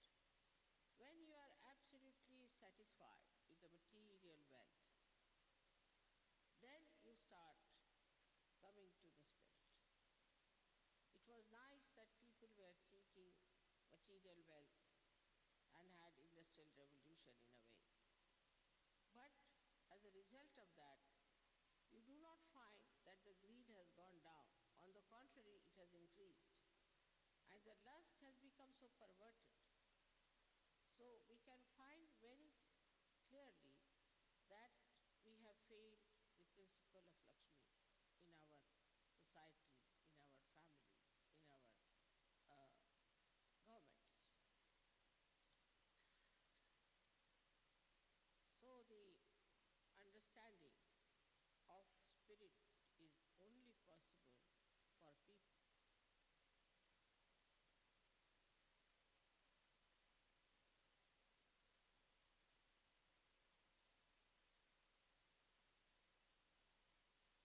walk is left, right, left, right, left, right. It goes up properly, mais la démarche de keeping the l'éléphant, central path. So it's not very, very good to walk in that fashion if you have to establish Sahaja Yoga properly. Now the Mahalakshmi principle comes out of the Lakshmi principle. That is when you have wealth and when you have acted according to the image of the Lakshmi, then the Mahalakshmi principle rises within you. Now the Mahalakshmi Tattva, the principle is that you start thinking only about your spirit. When you are absolutely satisfied with the material wealth, then you start coming to the spirit. It was nice that people were seeking material wealth and had industrial revolution in a way. But as a result of that, you do not find that the greed has gone down.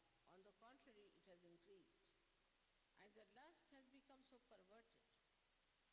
So we can find very clearly that we have failed the principle of Lakshmi in our society, in our families, in our governments.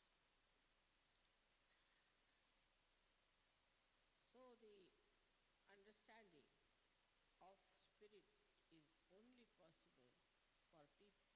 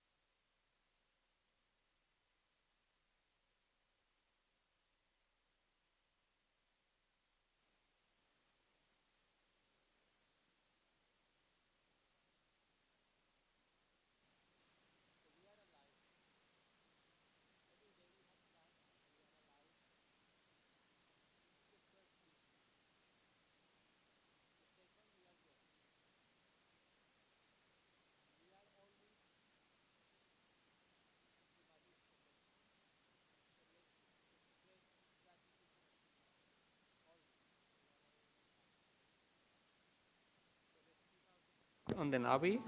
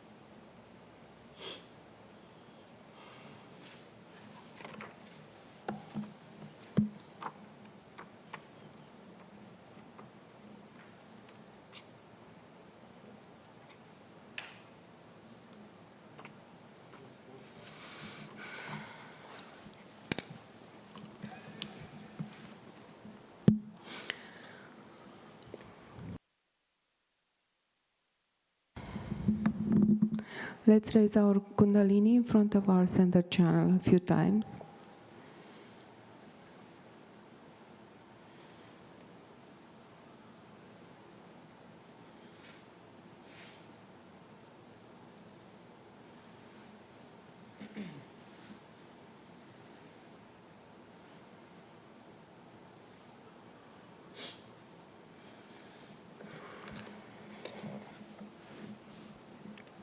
We can put attention on our heart.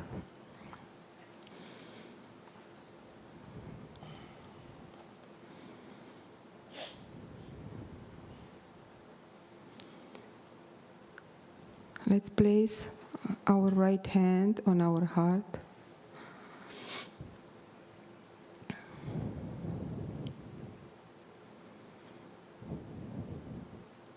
Mother, please come into our heart.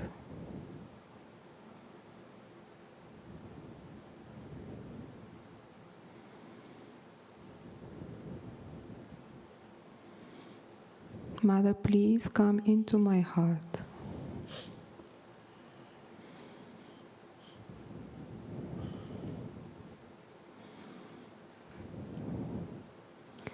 Mother, let me feel you in my heart.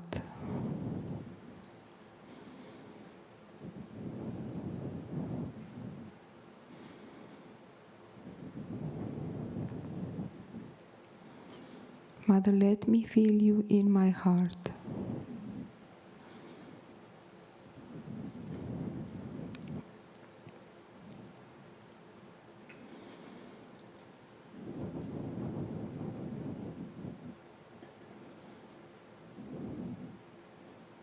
Please open my heart so that you are there.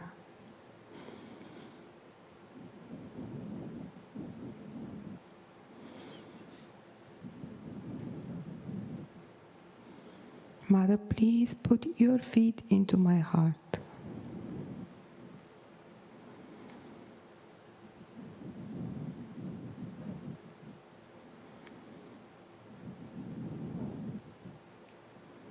Let me worship your feet in my heart.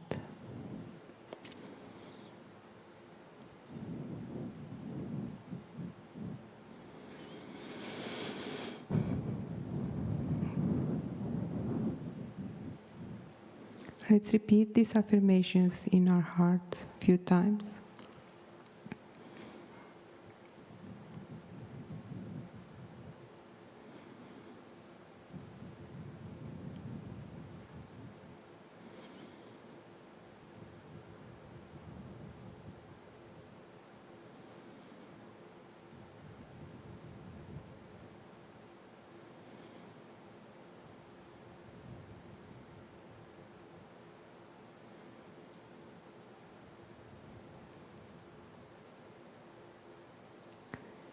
Mother, please fill my heart with love and compassion for everyone else.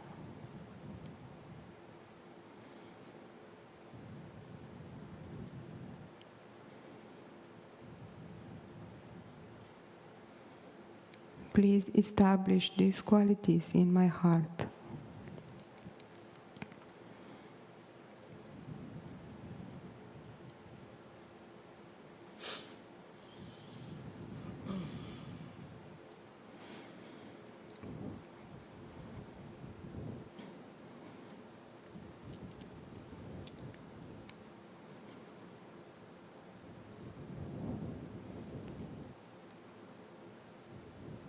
Let me have no fear in my heart.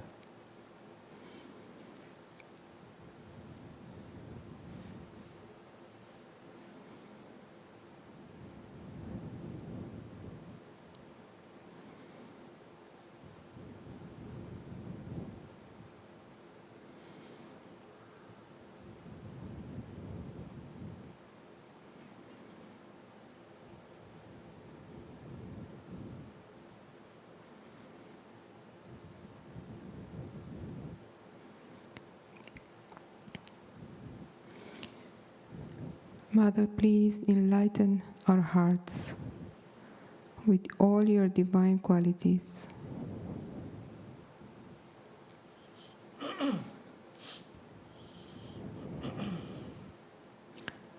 We can now just tap gently our hearts with our right fist, saying Ma Jagadamba a few times.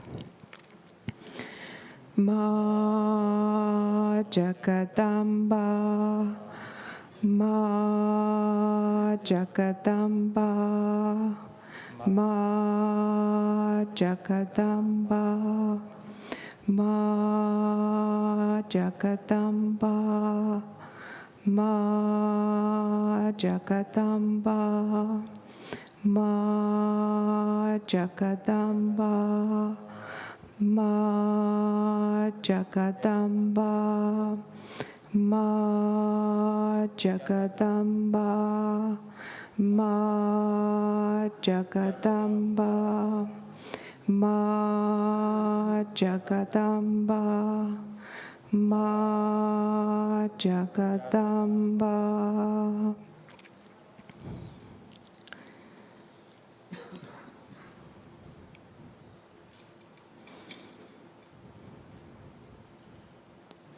Mother, thank you for everything. Thank you again and again for everything.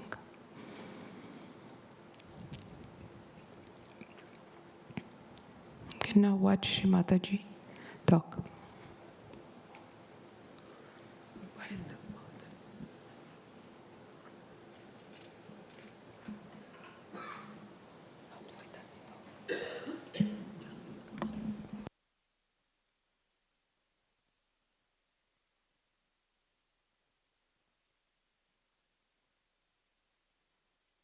what is to be done. So the work of the goddess is very different today, as you can see it clearly.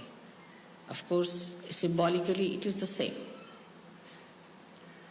But it has become very subtle, very subtle. The first work is to destroy the negativity, which is going on, as you know. The more light comes in, the ignorance will disappear, this light will spread, all the darkness will go away. But you are the lights. You have to put the lights on, and you have to look after your light, and you have to make that light eternal. This is one work which you are doing. The beautiful work of the goddess you are doing is to spread light, enlighten people. The negativity that is around you is not so dangerous as whatever is in you. Today it has become subtler. The negativity has become subtler. It's entered into your being. And be careful. It may any time topple you. Even one step you do not put right when you are climbing up, you can go down. So one has to be alert, without tension. You have to be alert without tension. And the alertness grows when the light goes within, you start seeing. Immediately you see, oh, that's it. So I, the so and so, that's it. And you know how to correct it. And you know how to put it right. And immediately you take to it. Like a good sari now has something fallen on it. Immediately you clean it. In the same way, we have to be very, very alert. Daksha is the word for that. Now this was the work of the goddess before. Goddess used to give enlightenment, and goddess used to be alert for you. She would sit like a tigress for her children.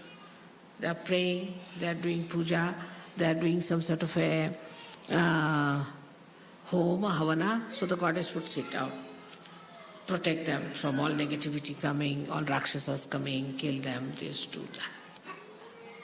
But that stage is gone now. Now she's entered into you. So you have to kill your negativity, you become as powerful as your mother. No negativity can touch you. So you can give realization, you got that power very well. And you can watch your defects more than that of others. And you try to put them out because they are not good, they are not for your benevolence, they are not for your ascent. By that, nobody is going to gain. At the collective level, it just works automatically. You don't have to worry. It comes to culmination and a person goes out. As if somebody runs up like a blind fellow on a cliff and jumps down. You don't have to worry too much about this. It just works. You have seen it has worked that way.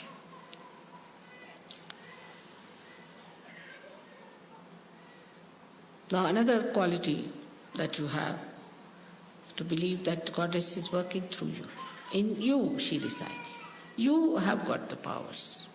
It's penetrated into you. Is that you can comfort people. You can cure them. You can give them peace. You can give them bliss. But then what Goddess has done in you is that she has given you the bliss. You have become bliss. Like they say a cool air conditioner, you get the cool from there. In the same way, if you are emitting bliss, you give bliss to others.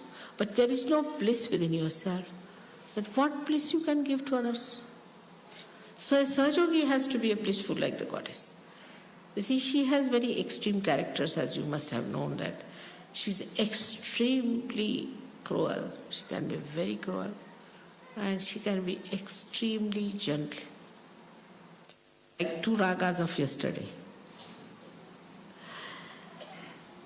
She could be extremely harsh. Extremely harsh. Beyond all human expectations. And she could be extremely mild.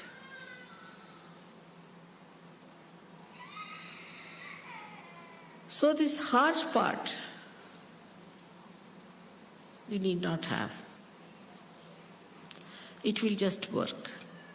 This part is only kept for the divine. You just take to the other side. Let this harsh part be looked after by the divine. After all, divine also must do some work. If you do all the work, then what will divine do?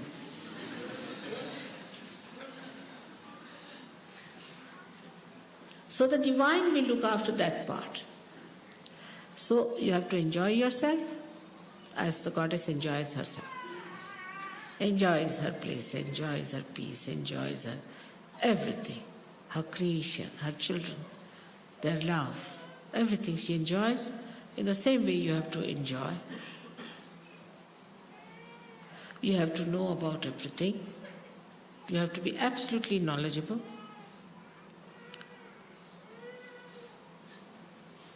And nothing more is needed but just to say that, oh Divine, please protect us at the most. Even if you don't say it's all right, you are looked after. The divine is working round the stage, you see, you don't see it, it's all there invisible. And you are on the stage. So they are looking out what to focus light, where to put, what light to put, what is to be done, what is to be changed around, everything they are arranging. You are nicely here.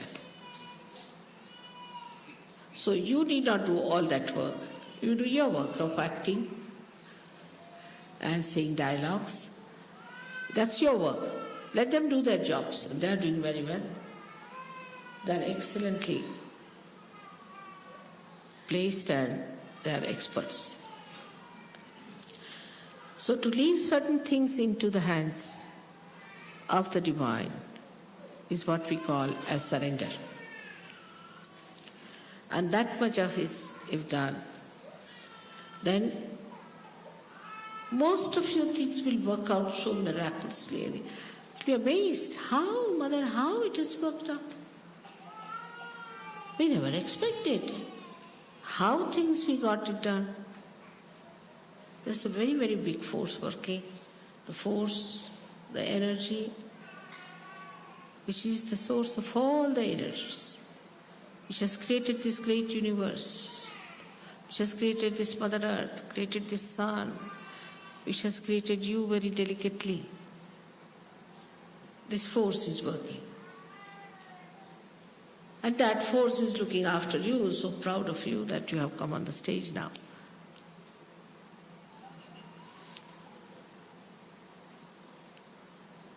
So as it is, we are today praying to the Goddess that help us to fight our negativity within us. Give us your tiger so that we fight. Give us your lion so we fight. Let us fight all these horrible animals that are within us, these horrible haunting things that are within us, these horrible conditionings we have to get rid of it. Still, if you watch yourself, lots of conditionings are there, lots. You see, if you see, there are covered with very thin curtains and you don't see it, but they are there. Let the tiger enter into all these dens and find out.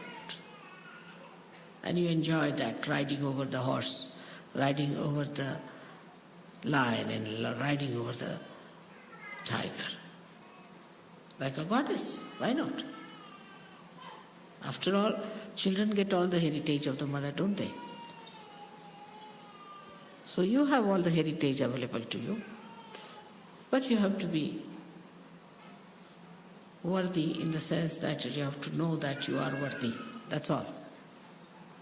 You have to just know that you are worthy and that you can do it.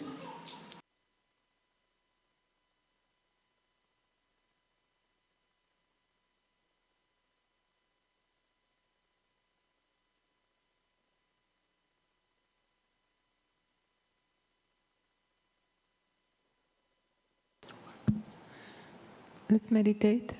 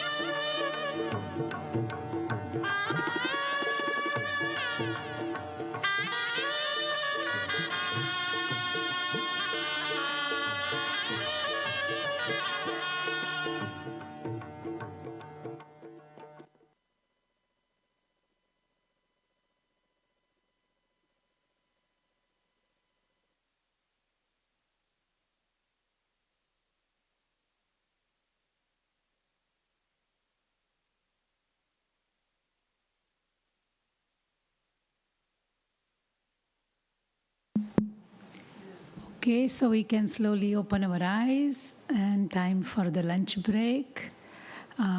If you haven't brought your own lunch, no problem. There is enough food, so let's enjoy the lunch. And we will meet at 3 p.m., I think.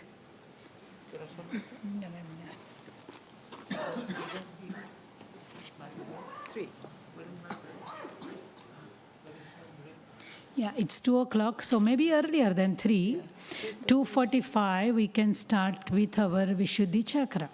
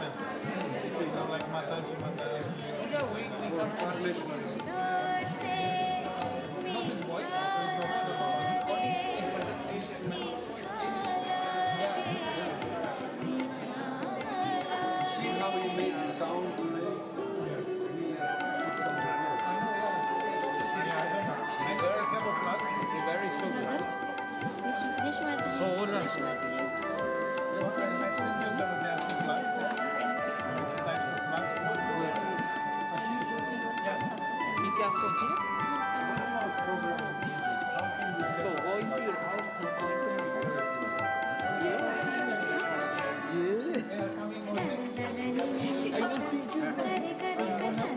don't think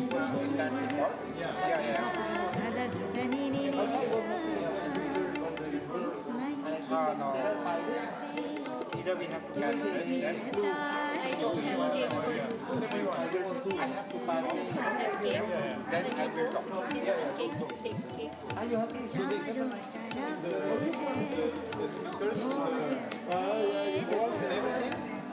but they have only one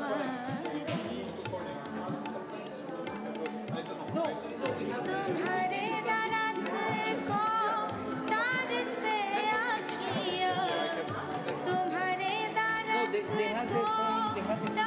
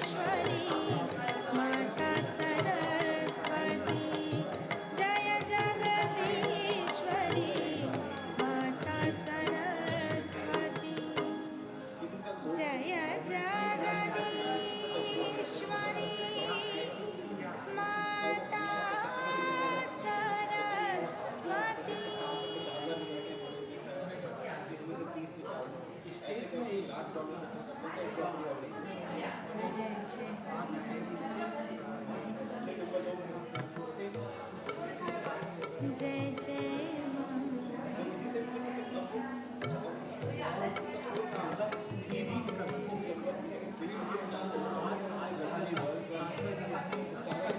जय जय माँ जय जय माँ जय जय माँ जय जय माँ जय जय माँ जगत जननी जगदम्बिके हे माँ जगत जननी जगदम्बिके हे माँ मैं 8 प्रहर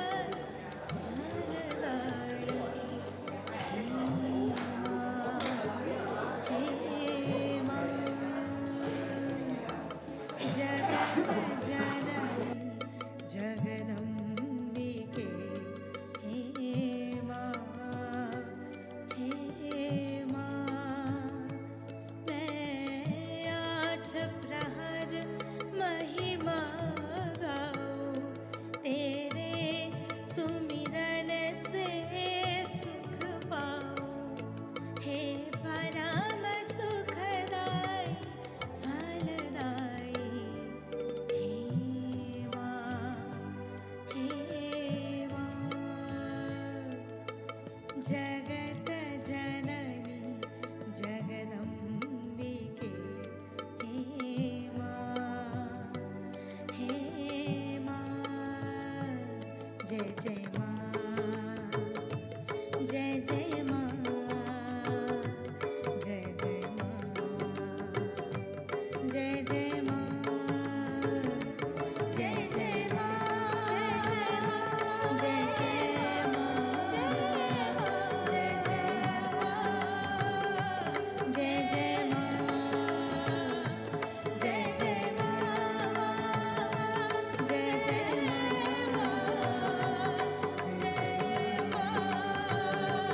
जय जय माँ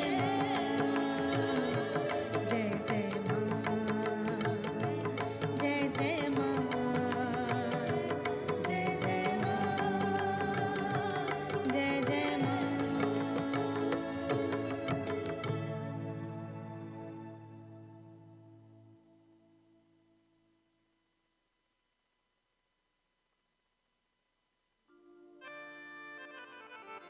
खुदा शनास नजर को जो पा लिया मैंने उसी को अपना वसीला बना लिया मैंने तुम्हारे हुस्न की ताबिश नजर में क्या आई अंधेरा घर था मुनव्वर बना लिया मैंने तेनु इश्क दा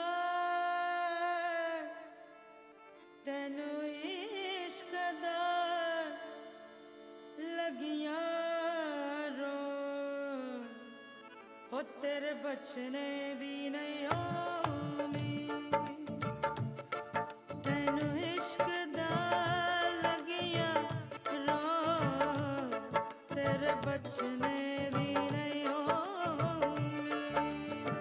ओ तेरे बचने दी नहीं उम्मीद तेरे बचने दी नहीं उम्मीद तेरे बचने दी नहीं उम्मीद तेरे बचने दी नहीं उम्मीद हथ बोगी बना भो तेरे बचने दी नहीं उम्मीद तेरे बचने दी नहीं उम्मीद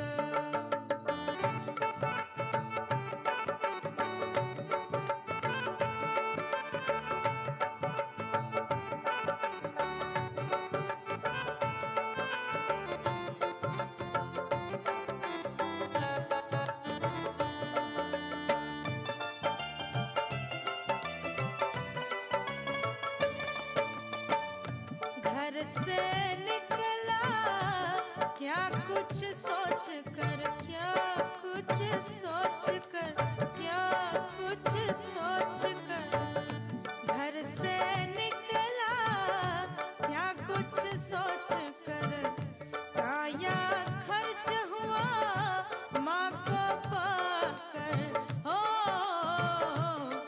विधि ने लिखा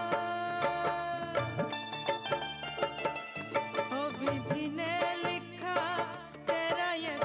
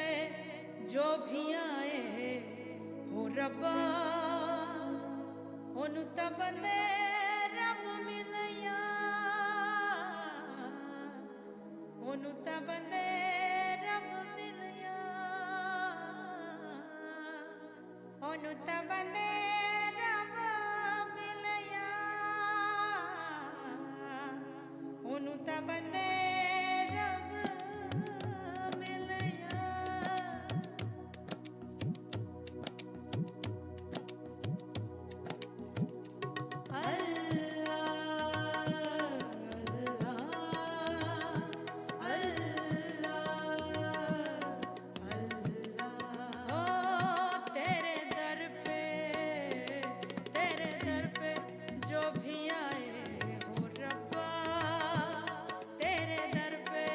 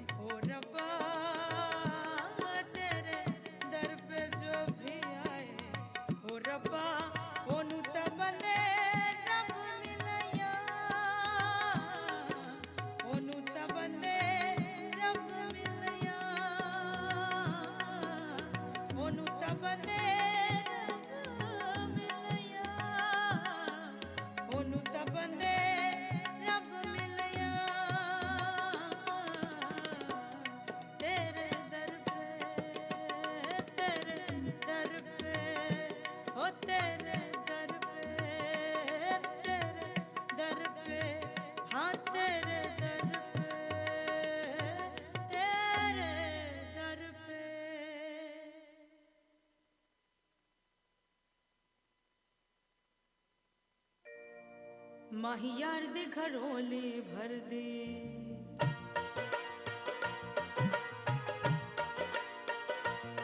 ओ माहियार दे घरोले भर दे ओ सोनियार दे घरोले भर दे माहियार दे घरोले भर दे ओ सोनियार दे घरोले भर दे एक लहकनो मैं कर दे एक मौला कनो मैं कर दिया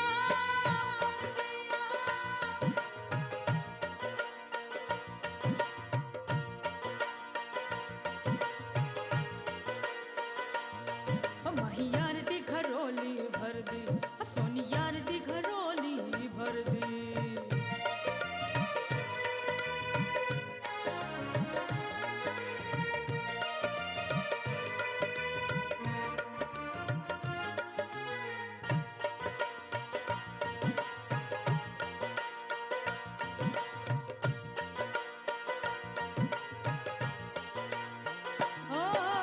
पीर पीरा हजरत मीरा पीर पीरा पीर पीरा हजरत मीरा नामक विच दे सतिया कंजीरा हमें मुर्शद हारी कर दे हमें मुर्शद हारी कर दिया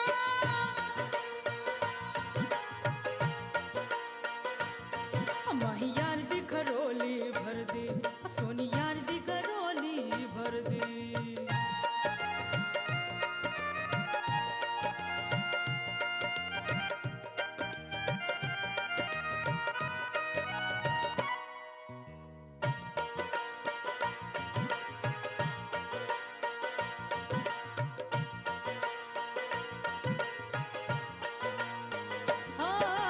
हसन हुसैन अली दा न्यारा हसन हुसैन अली दा न्यारा अली अली दम अली अली अली अली दम अली अली अली अली दम अली अली अली अली दम अली अली अली अली अली अली अली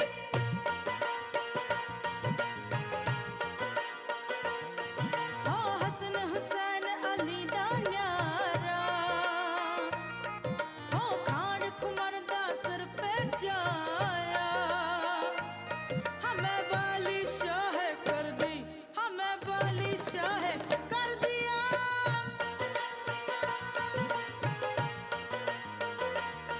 माहियार दी घरोली भर दी सोनियार दी घरोली भर दी माहियार दी घरोली भर दी सोनियार दी घरोली भर दी माहियार दी घरोली भर दी सोनियार दी घरोली भर दी अल्लाह अल्लाह अल्लाह अल्लाह अल्लाह अल्लाह अल्लाह अल्लाह घूम चरकड़ा चरकड़ा घूम चरकड़ा चरकड़ा घूम चरकड़ा Hello everyone. Let's get settled back. Still 3 more chakras to go. We have a long run. And a surprise. After 3 chakras, we will have a arti and a small surprise. So you all have to wait till the end. Don't run away. I'll pass to those who are doing Vishuddhi. Mr. Vishuddhi.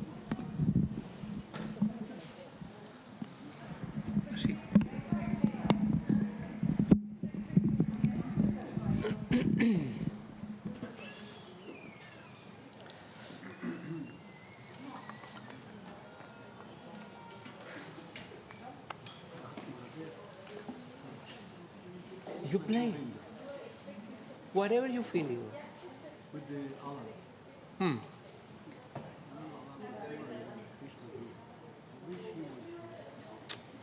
No, it's something always Amaya. What to say? He was not feeling well. Hmm?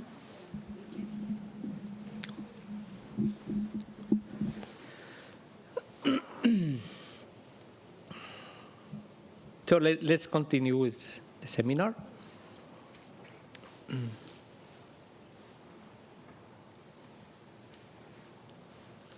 So again, raise our Kundalini again, Pulpandan.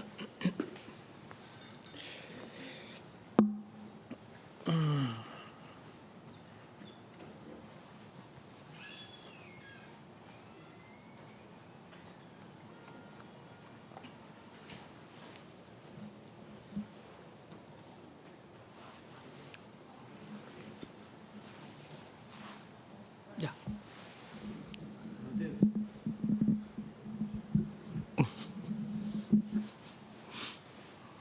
So,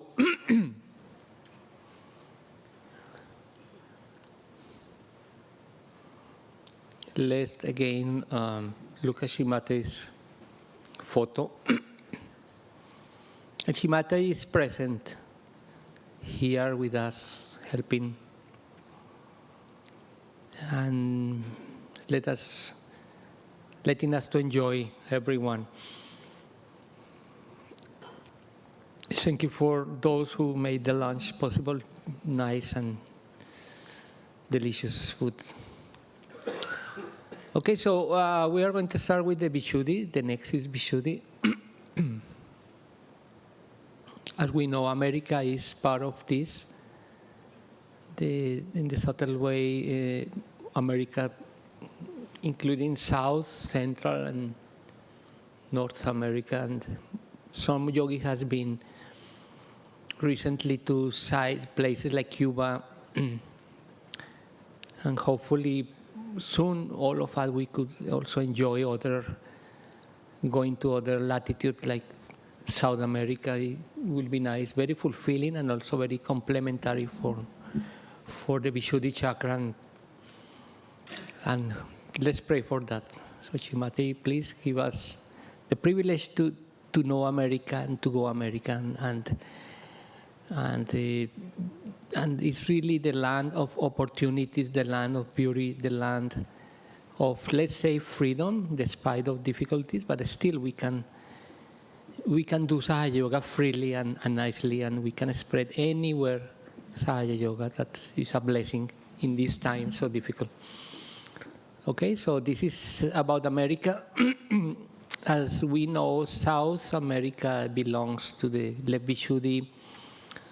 I mean, it's not strictly exactly geographically, but North is more right Vishuddhi, Central Vishuddhi.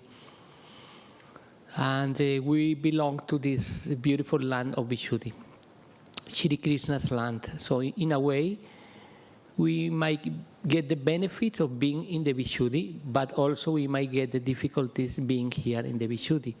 So it's very subtle. For those who were, for us who we were born in here in America, we could see it's very subtle, especially left Vishuddhi problem, that even not necessarily you might feel in your left finger, but it could be so heavy always because it goes into your subconscious, and we might getting into troubles again and again. So we go in circles. So we make a mistake, and then despite of our good intentions to not repeat it, we repeat and repeat. So let's work on our Vishuddhi. Just pray to Shree Mataji. Shree Mataji, please. Whatever mistakes or things I am doing against others, against my spiritual evolution, against our collective, please help us to face it and to stop it. Okay, so we are going to do.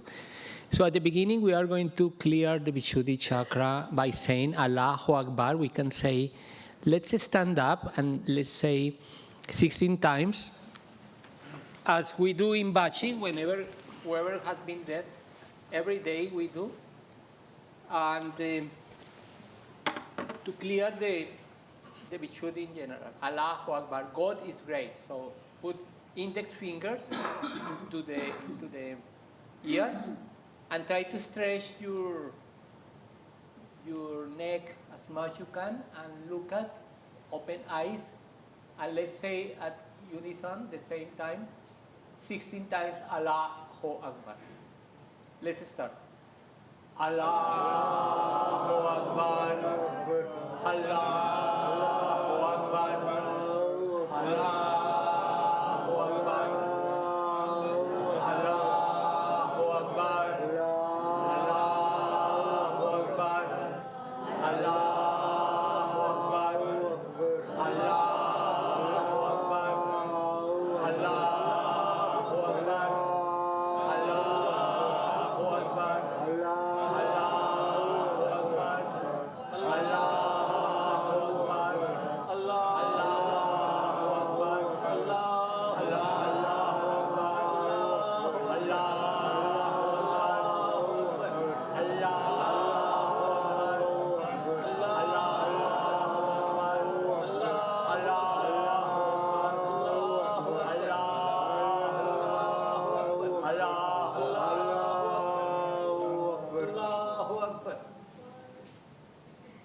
Okay, now just trying to work on our physical part. Vishuddhi, we know we have the thyroid. It's a gland that produces hormones and goes all the way down, as Srimati say, controlled by Sri Mataji. And it's so important because it can regulate how we are balanced in right or left. So it's so essential for us to take care of the Vishuddhi chakra. And it's something that probably we don't take care much because we don't feel, actually. It's just no organs there, but it's just like the passage and nerves. And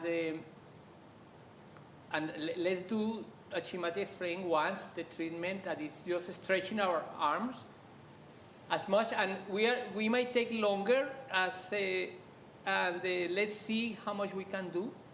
And look at the sky or the ceiling, and let's say, Srimati, this is the vibration of the Holy Ghost. As Srimati mentioned in all the public programs, are the vibration the divine Holy Ghost, or your own words? So let's keep it as much as we can, stretching a lot your arms. Let's do several minutes if we can, and fixing our attention on Sahasrara and Vishuddhi, because we need to relax the center that is also very stressed out from left and right. Srimati, please strengthen our connection and our sensitivity. Let us be connected to the Virata.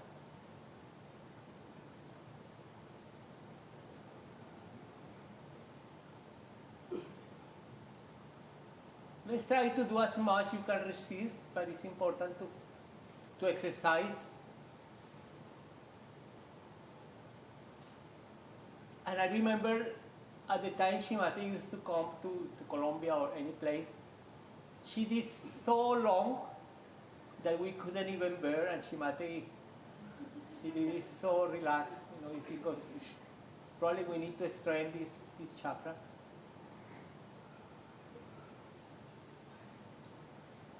Srimati, please help us to improve our Vishuddhi.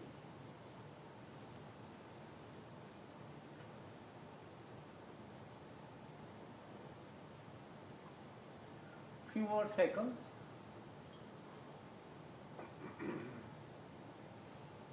$16 more seconds. Blast off. Just do it. Don't be Blast lazy off. now. So much calories we need I have to to burn. blast off now. Lift off. Okay, now down. Now I think this was also part of the exercises. Putting your finger like this and stretch on the back as much we can. Also look at the ceiling, and just to see how the physical condition is. Normally we don't care of this, but it's important to see how our body is reacting. So it's too much stress in the Vishuddhi. So let's do more strong, more back, up, again. Okay, now we can put the head towards the right. Let's do big, like pressure, so we can stretch our Vishuddhi in the left. Now let's do on the right.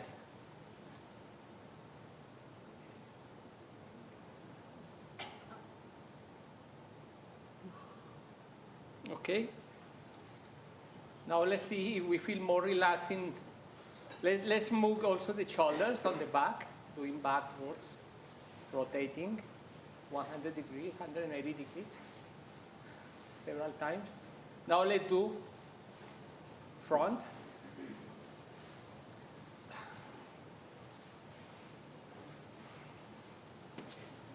Okay.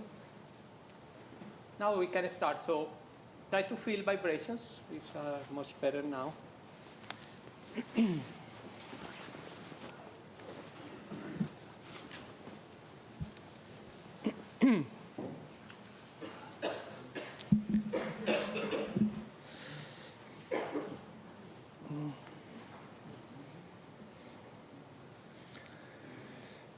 Now we can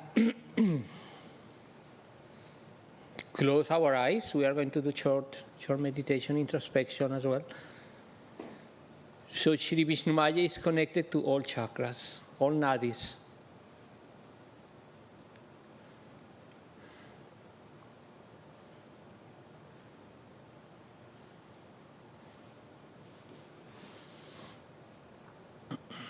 And actually, just one update from science. Last time, recently I got COVID, not now, not today, was, don't worry. Yeah, was, it doesn't get from the mic. So it was like 2 months ago, so I got a lot of palpitations, like we call in Spanish tachycardia. The heart was like pumping so fast. Not always, but it was like extremely fast. So I was reading, one scientific report, and they said that there is a nerve. It's called the vago. I don't know in English. They call vagos. Yeah, it goes all the way like this. It's what I read. I'm not a doctor, and they say the virus can affect these nerves, and it produce this. This reaction with the heart, making the heart palpitating so fast, moving so fast. So we can see it's very, very important to take care of this. So let's move forward and pray to Shree Mataji so we can really improve our Vishuddhis, strengthen our Vishuddhi, and to connect all different organs to the Vishuddhi chakra. So we can get connection between all of them and the Sahasrara. So we can start now with left Vishuddhi, right hand on left Vishuddhi, and at the same time we are going to put attention left Vishuddhi and Muladhara chakra, left Vishuddhi and Muladhara chakra. So let's fix in slowly without forcing. Not even repeating, just attention from Muladhara, left Vishuddhi all the way. Muladhara and left Vishuddhi. Shree Vishnu Maya, please. Make me remove all negativities from my Muladhara and let me be steady in innocence and purity. So putting attention in those both chakras, let's say Shree Vishnu Maya mantra. Om Tvameva Sakshat Shree Vishnu Maya Sakshat Shree Adi Shakti Mataji Shree Nirmala Devi Namo Namah. As Shree Mataji mentioned, always that there could be lethargic organs whenever we have difficulties in Vishuddhi chakras of making the organs not to function properly, to be slow, to be very lethargic. So now let's go into the Swadisthana chakra and attention in left Vishuddhi and Swadhisthana chakra. Please, Shree Vishnu Maya, reestablish the purity of my Swadhisthana chakra. Make all the difficulties, problems from lethargic organs affecting me physically, spiritually, be removed. And give me purity to remove them. And let me be steady in any commitment I do towards cleaning my Swadhisthana chakra. So Swadhisthana and Vishuddhi. Swadhisthana and Vishuddhi. Swadhisthana, Vishuddhi chakra. Shree Vishnu Maya. Om Tvameva Sakshat Shree Vishnu Maya Sakshat Shree Adi Shakti Mataji Shri Nirmala Deve Namo Namaha. Without being artists or being special singers, let's try to say the mantras properly, so where we can open our mouths properly, pronouncing properly. So it might have very positive effects, like feeling that what we are saying is very, very powerful. So let's do, anytime we say mantras, with all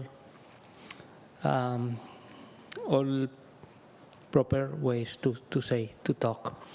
Now let's go into the Navi chakra, Navi and Shri and the Vishuddhi chakra, and the Vishuddhi. So let's connect Vishuddhi and the Navi. And Navi. Shri Vishnu Maya, please remove all the problems of greed, anxiety, panic, fear,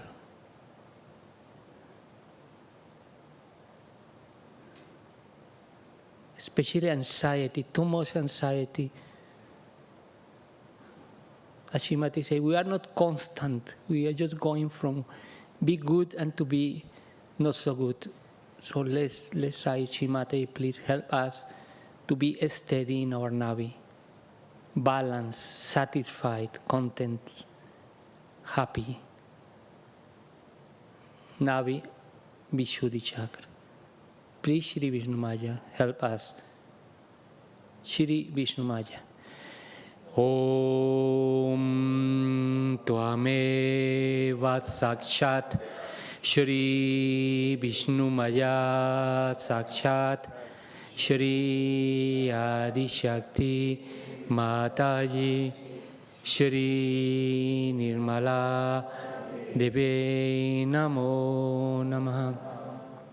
Now let's go into Vishuddhi and heart chakra. Connected both centers, heart chakra and Vishuddhi. Let Vishuddhi. Shri Vishnu Maya, please help us to be self-confident, to be fearless, to be responsible.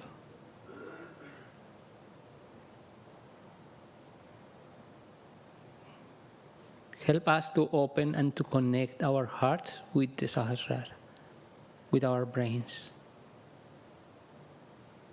So attention, heart, let Vishuddhi. Heart and let Vishuddhi. Heart, let Vishuddhi. So this is the Nadi. Shri Vishnu Maya. Om Tvameva Sakshat Shri Vishnu Maya Sakshat Shri Adi Shakti Mataji Shri Nirmala Devi Namo Namo. Now in our left Vishuddhi, let's work on this center. So let's continue with attention on that. So Srimati, please give me self-esteem. Let me be authentic, Srimati. Help me to be authentic, myself. Let me to adapt, to be adapted to Sahaja Yoga. Not other way. No Sahaja Yoga adapted to me, no. Let me help me to adapt my life, to surrender my life to Sahaja Yoga.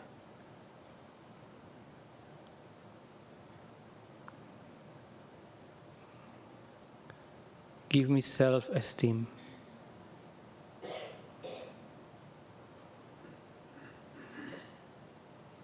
Let me have dignity. Let me feel this country, this land where I am residing, be mine, be part of me.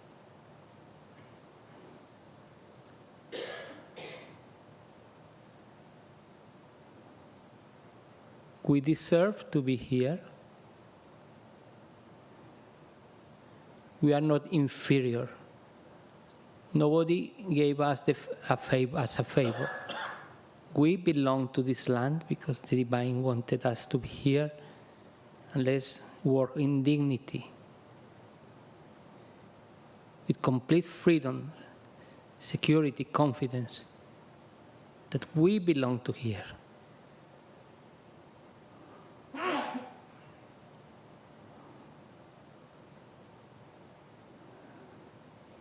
So this is my home. Especially for most of us, we are immigrants. We try to please others all the time. Let's change attitude and become stronger. Please, Shri Vishnu Maya, give us this dignity. Shri Vishnu Maya again. Om Tvameva Sakshat Shri Vishnu Maya Sakshat Shri Adi Shakti Mataji Shri Nirmala Deve Namo Namo. Now we can put down the right hand and let's meditate and see if we feel more vibrations on the hands.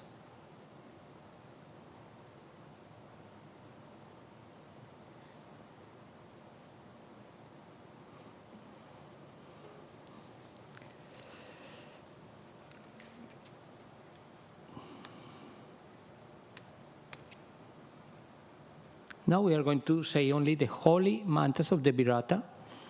The Virata is the High Lord, the power of creation and nourishment, the absolute cosmic being of the universe. He is Sri Krishna above the level of the Agya Chakra, whose Shakti is Shri Viratangana. So we are going to say the mantras, the full mantras, 5. You are the universal form. We are going to say first Shri Radha Krishna, the full mantra. Om Tvameva Sakshat Shri Radha Krishna Sakshat Shri Adi Shakti Mataji Shri Nirmala Devi Namo Namaha. So full attention on Sahasrara by saying the mantras. You are the universal form of the goddess of the home and the household, combined with the god of health, of wealth and prosperity. Shri Gruha Lakshmi Kubera Virata. Om Tvameva Sakshat Shri Gruha Lakshmi Kubera Virata Sakshat Shri Adi Shakti Mataji Shri Nirmala Deve Namo Namaha. You are the universal form of God the Creator and Shri Krishna, who appeared as Shri Vitala before Pundarika in Pandarpur. Shri Brahmadeva Vitala Virata. Om Tvameva Sakshat Shri Brahmadeva Vitala Virata Sakshat Shri Adi Shakti Mataji Shri Nirmala Deve Namo Namaha. You are the universal form of Shri Vishnu Maya, the sister of Shri Krishna, who manifests herself as the thunderbolt. Shri Vishnu Maya Virata. Om Tvameva Sakshat Shri Vishnu Maya Virata Sakshat Shri Adi Shakti Mataji Shri Nirmala Deve Namo Namaha. You are the universal form of Shri Krishna, who appeared as Shri Vitala before Pundarika in Pandarpur. Shri Vitala Virata. Om Tvameva Sakshat Shri Vitala Virata Sakshat Shri Adi Shakti Mataji Shri Nirmala Devi Namo Namaha. You are absolute pure joy, Shri Nirandana. Om Tvameva Sakshat Shri Nirandana Sakshat Shri Adi Shakti Mataji Shri Nirmala Deve Namo Namaha.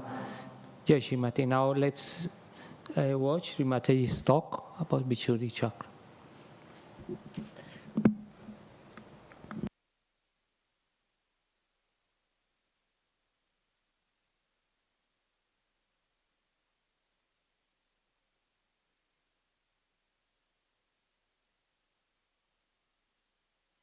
Vishuddhi Chakra.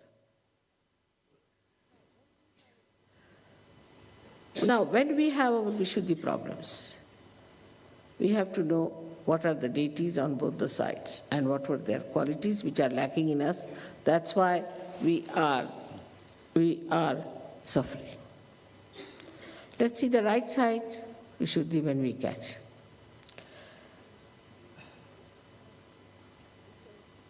Sri Krishna's essence is sweetness, madhurya.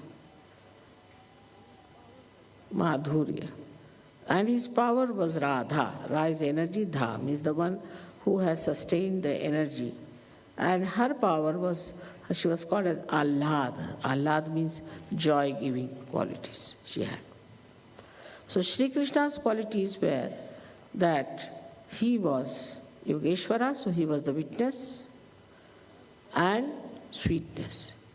Now a person who shouts and screams and talks loudly and loses his temper in a very loud voice, or who speaks very loudly all the time, they all suffer from the right Vishuddhi. So one should understand that even when you have to scold somebody, you have to just say, what are you doing? Why are you doing like this? Otherwise, why did you, like this? Finished, right Vishuddhi, over. It's finished now. So for the right Vishuddhi, we use the mantra of Vithala and Rakhumai, these two persons. You see, it is very significant, that also. Because they say that there was a Pundarikaksh, one boy, who was serving his parents. And his parents were sleeping, he was pressing their feet. When Vithala and his power, Rakhumai, Rukmini, they appeared in the door. But he said, now keep quiet. My parents are sleeping, so you stay there. So he had one brick near him, which he threw, and asked them, you stay on that. So they kept quiet. They kept quiet because they are sleepy. Now this is the thing. On the right side, if you are talking loudly, if you talk too much, if you intimidate people with your talking, then you catch on right Vishuddhi. So for that, best is to take some rest and give some rest to your right Vishuddhi by stopping your talk. Go into mauna, they said, just don't talk. For some time if you don't talk, you will see that your Vishuddhi will be improved, your problems will be improved. So as it is the right side, what happens is that the heat starts coming from the stomach. It's all in one play. We can say not from the stomach, but actually from the liver. The heat starts rising. It first goes into the right heart. As a result, you might become a very hot-tempered husband or a father or something. You might get asthma, anything with that right heart. Then it passes on to your right Vishuddhi. When it goes to your right Vishuddhi, then you become a very irritable, hot-tempered person. All the time you shout at someone. Nobody can talk to you. If somebody has to talk to you, he has to use a barge pole in between. God knows what time he'll shout at you.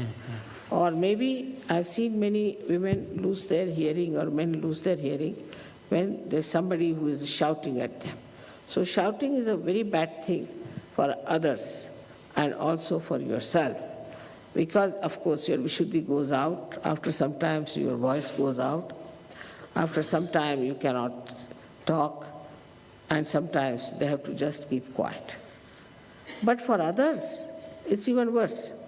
Because if you use your anger in that manner, then that person might be just frightened of you, might develop inferiority complex, might become a left-sided person, might catch some boots, or God knows what can happen to a person who has somebody all the time shouting at him.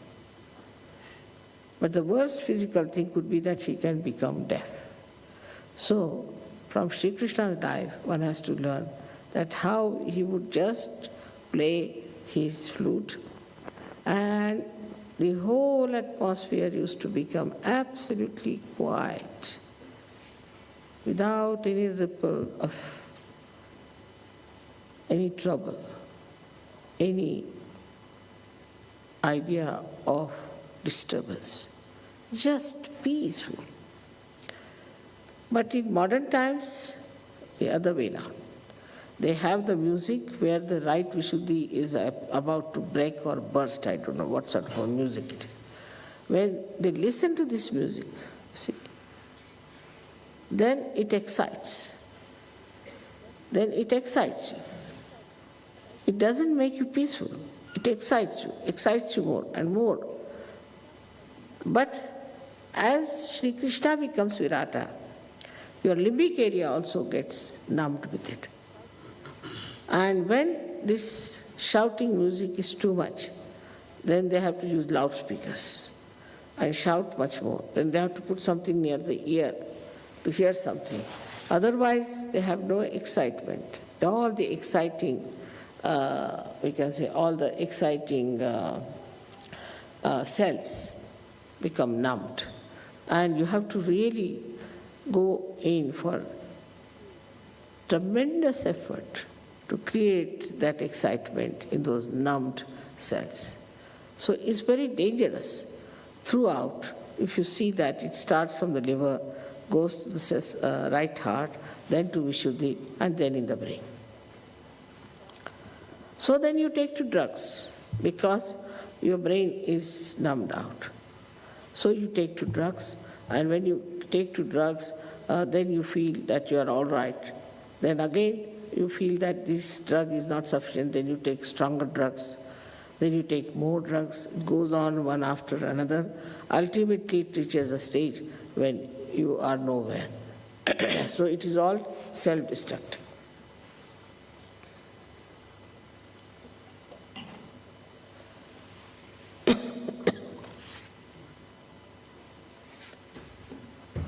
I am also using my right Vishuddhi too much.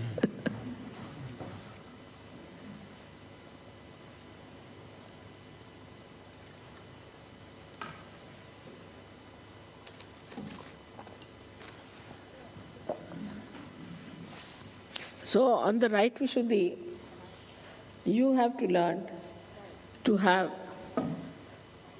mauna, means silence. Those who think, who are very dominating, who are talking in a very dominating manner, whose right Vishuddhi is catching, should become silent and should, at least for some time, should not talk at all. Maybe you might fix one day, say you can do it on say, I'll not talk on Monday. But supposing Monday you have to work, so you should say, I'll not talk on Sunday. But human beings are such that if they decide they will not talk on Sunday, then Sunday they'll talk the most.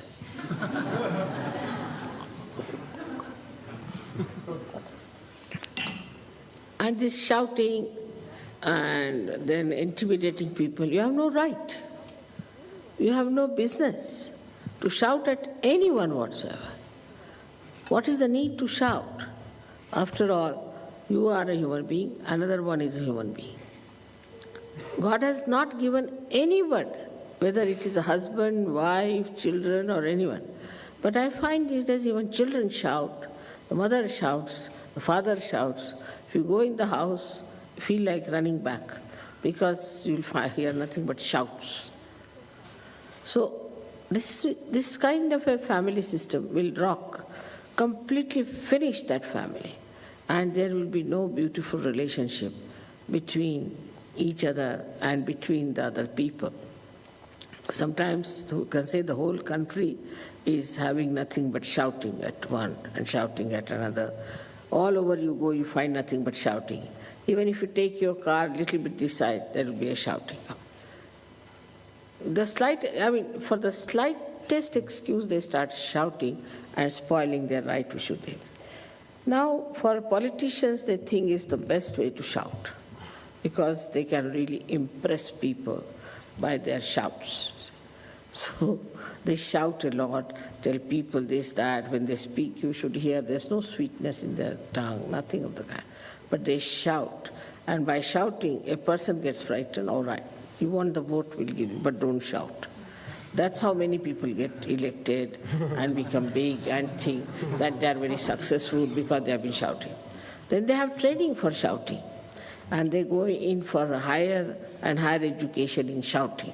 How to shout, how to intimidate people by the loud voices.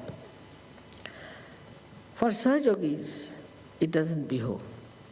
Sahajogi has to be a very sweet person, extremely sweet. Now,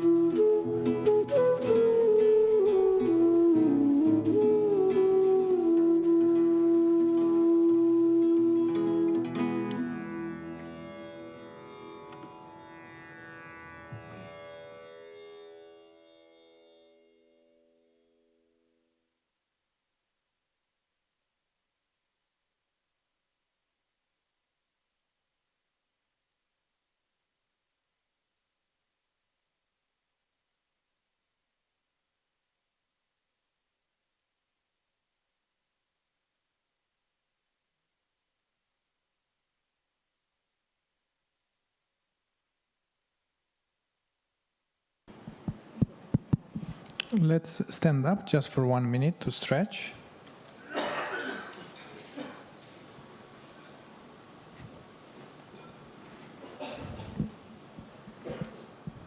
Individual stretching.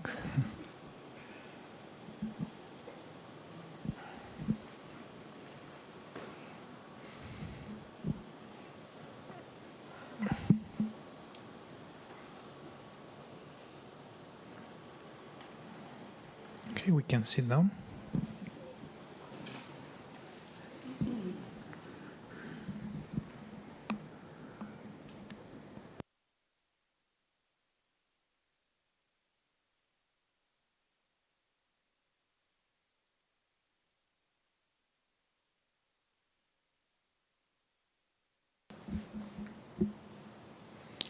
We can have a quick vibration check. Let's see in our hands above the head.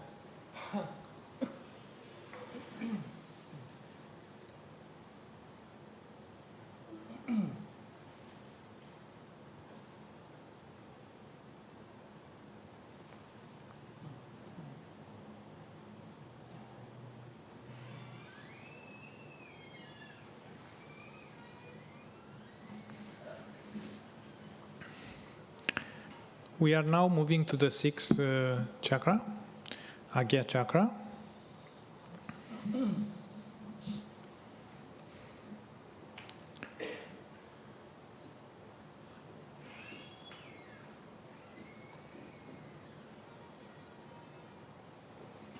As we know, this center is very constricted, as each channel are passing to the other side, so leaving a very small space between them. At this level, we also have ego and superego who are pushing each other's, leaving very little space for Kundalini to pass. So we'll be going through the various, the four sides, you can say, of this chakra: the left, right, front and back. Trying to ask for the quality of that specific side, so we can increase the space of that is left for Kundalini. Also, this is basically the very first step in Sahaja Yoga, which is attaining thoughtless awareness.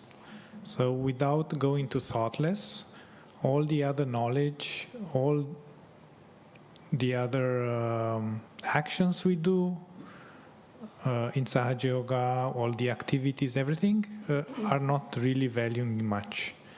So the very first step we should try to achieve, as Shree Mataji is telling us, it's thoughtless awareness. Even for 1 second, for 5 seconds, that is should be our first aim. Not learning about Sahaja Yoga, but being thoughtless.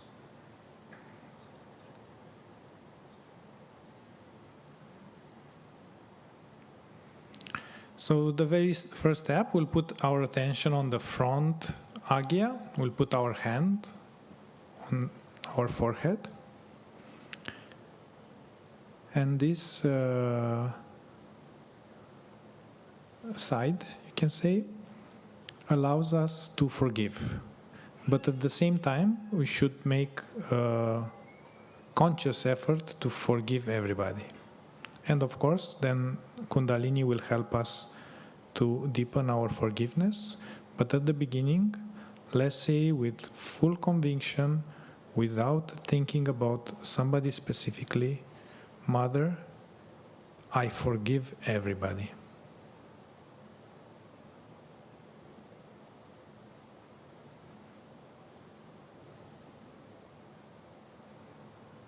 Mother, I forgive myself.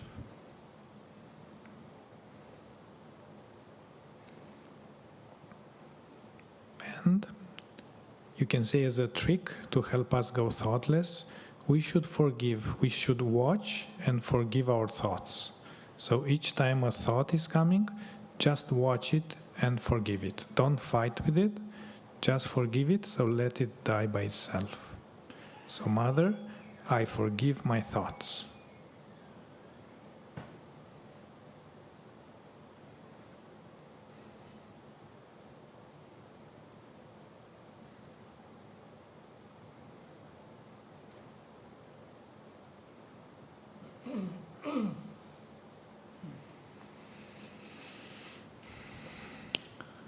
at the same level but in the back.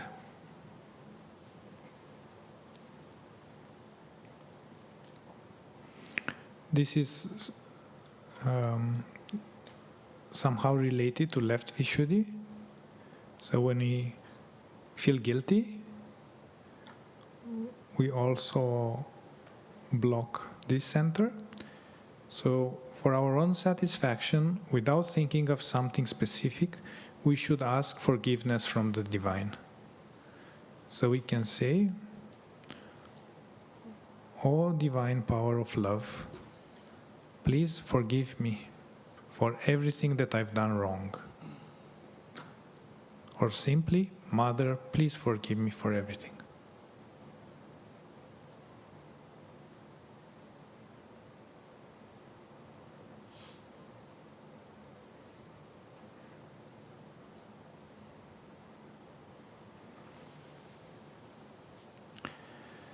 Now we'll move to the left of our head, on our ego.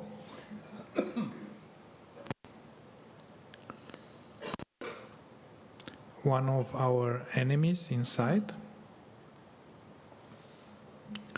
So ego has a very important purpose.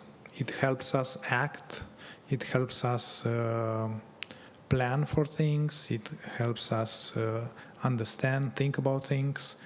So this is very important. But we take it to the extreme and we try to plan everything, and when we are successful, the ego is getting bigger and gives us the false impression that we are special. In a way, we are special, but so are all the other 8 billion people. So we are no, in any way, more special than anybody else.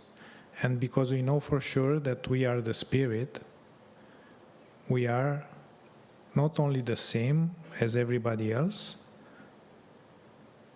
but also we are one with everybody else.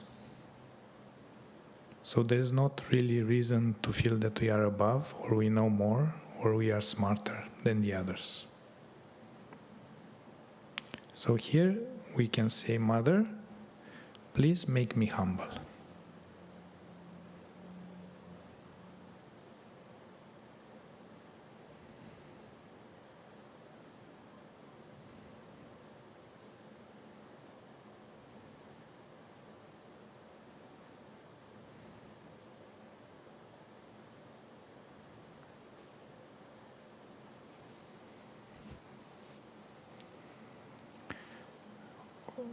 For the superego, we can put the right hand on the right part of our head.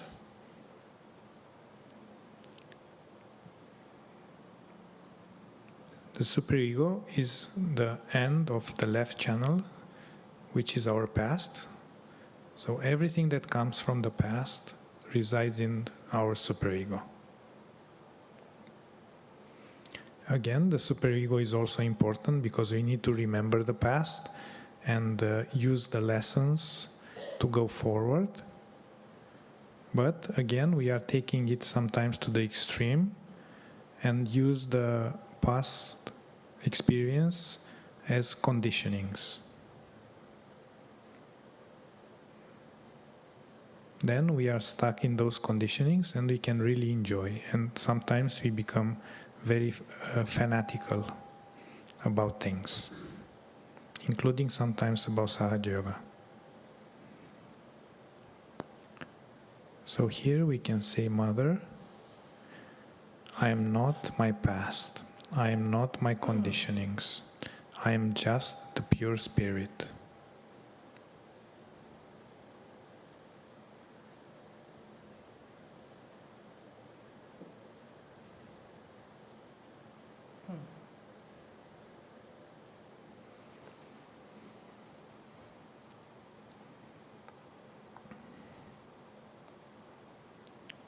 Now we can invite Kundalini to pierce through our Agya chakra. We can massage the top of our head and ask, "Mother Kundalini, please come into my Sahasrara."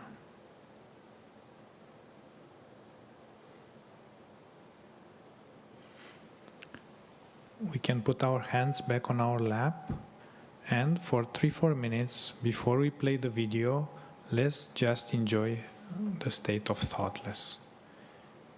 If you are not thoughtless, try to forgive the thoughts.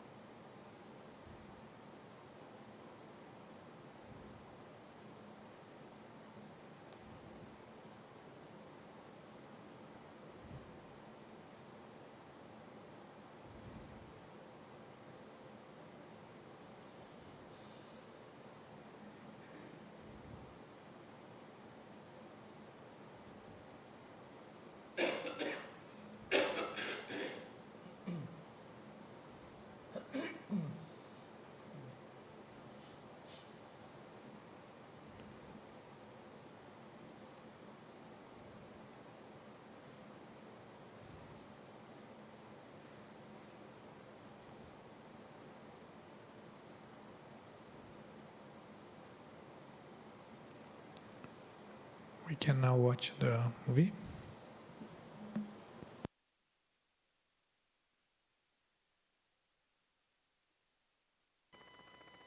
Celebrating birth of Christ,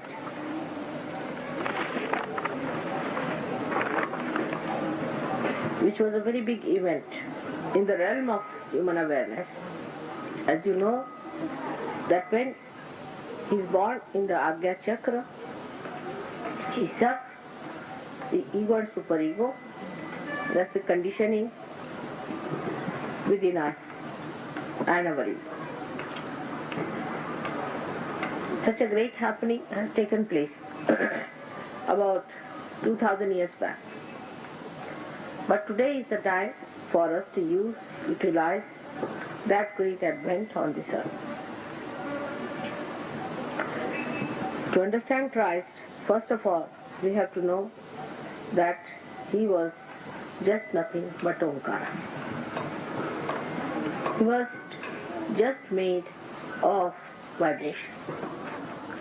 And that is why he was resurrected. And he was detached because of his very nature. And so we too have to understand that we have to be detached first from our thoughts. And that, as you know, is achieved if you know how to forgive others. So there's another very subtle attachment people have, that those who are born in Christian religion think that Christ is their own and that he resides in their pocket. On the contrary, it's just the other way around, that he has nothing to do with them and is against them. As Christ has said, you will be calling me Christ, Christ, and I will not know you. So it is important that Christians should never think that Christ is our own and that he is our, because all your life you have lived like Christians. Actually you have not. You have not lived like Christians. So those who have not lived like Christians, only have taken the name of Christianity, are not in the real sense the people who follow Christ. So now we have to change ourselves and follow him in our lives. Unless and until we imbibe him in our lives, we have not understood the greatness of his advent.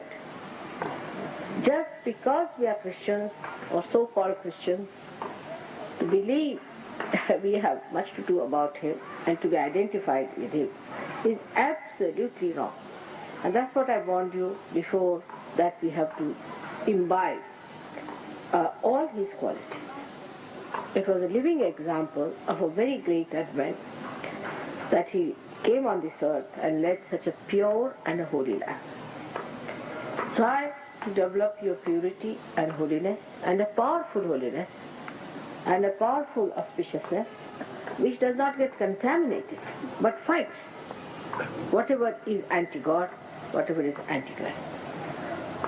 So today is a day where we are celebrating his birthday again, and on this day let him be born within us. Let him be born in our character, in our behavior, in our temperament. He was a detached man, not attached to material things, nothing of the kind. He lived like a carpenter's son in a very uncomfortable life, absolutely. And he never bothered about small things of life. Actually, you know, a carpenter's house is one of the most dangerous places to live in, because you have all kinds of nails, you have all kinds of funny type of instruments that you use. Any day you can topple onto anything and can get hurt. And there's hardly any place where you can sleep. The whole place is filled with wood, and people mostly sleep on wood. But just the other way around, we, the so-called Christians, are so particular about our comfort. And it's very easy for us to condemn others. It's very easy. It's something so absurd. I mean, it's so absurd. You see, anything, they'll go, say, to a marketplace, oh, it's horrid. They'll go to somebody, they'll say, that's bad. What about you? What is within us? Just see within us.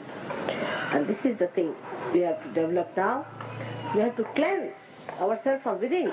You have to be uncomfortable with yourself, not in without.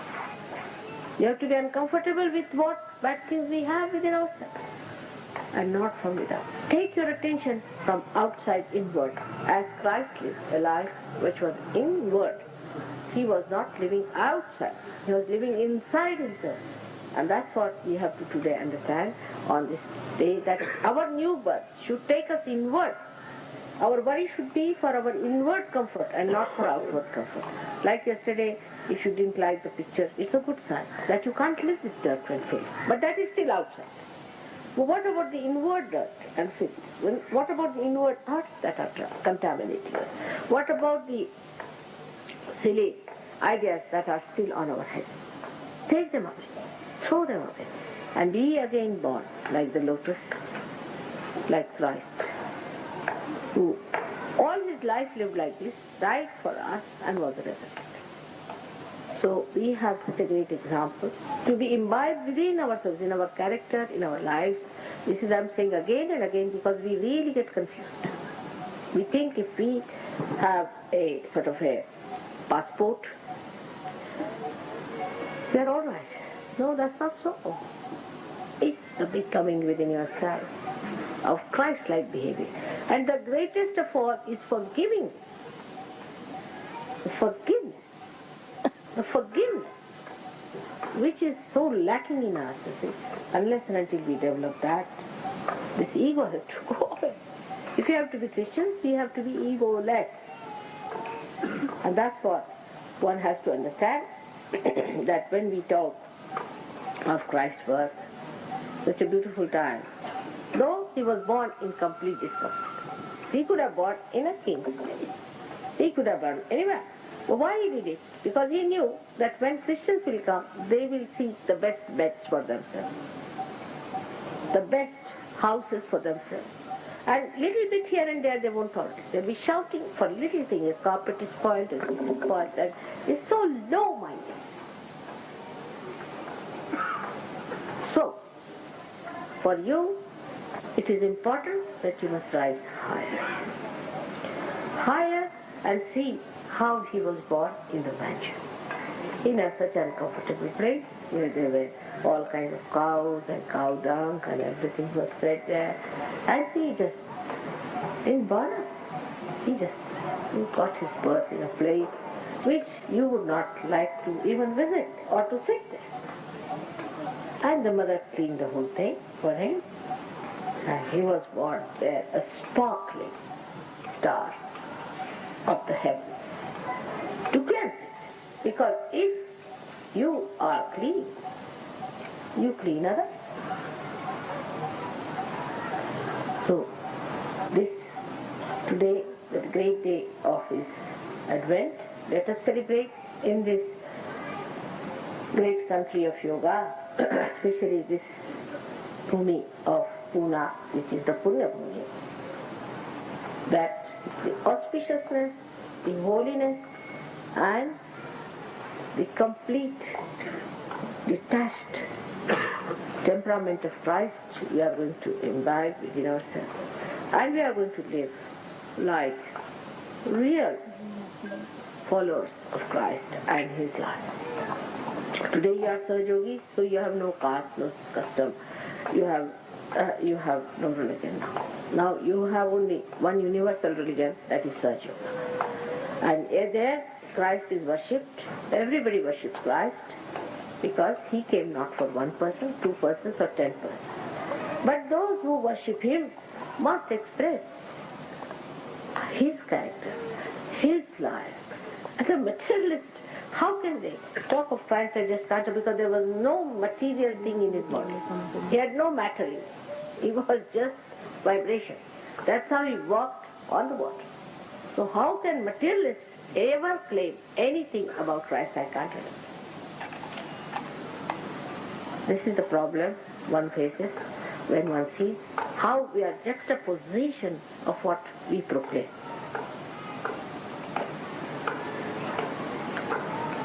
Now, this is the part which we have to achieve. And once you achieve it, you'll be amazed that God looks after. How a flower flourishes in the wilderness, how it gets its water, how it is looked after, how it is so beautiful. It's not bothered. In the same way, when you become that beautiful being, which is the Spirit, you are looked after.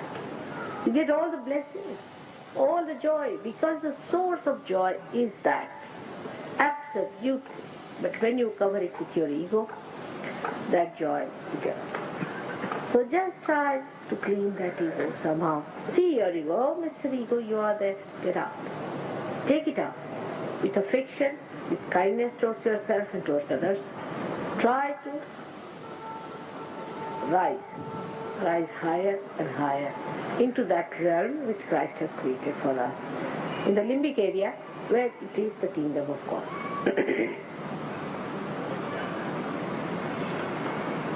May God bless you all, that you follow His life and imbibe all His qualities within yourself. I am also your mother, and I am here to teach you all those things and to tell you how to do it. And you have to see to it. How I am detached, in the same way try to be detached. You try to please me by giving me this and that, but you know I am very detached. I don't understand attachment. I don't understand attachment. And I just sometimes smile at people when they try to say, Mother, we would like to give you this, that, all right, give, but I am not attached. I cannot get attached. There's nothing that is within me that can stick onto anything. Nothing. I'm just a moving force of Kundalini. How can I stick on anything? I'm just moving all the time. So it is not possible for me to get attached to anything. In the same way, just get inside this force and move with me. And just forget about all the rest of the things which stop your progress. You must progress with dignity. You must rise. I'm sure it's going to happen. This time, people have been very sensible. They have been least critical. Though some are still like that, doesn't matter. But Most of them have been very sweet and very dignified, and collectivity is good, and I'm very happy that people are doing so well in this program. I'm very happy. May God bless you.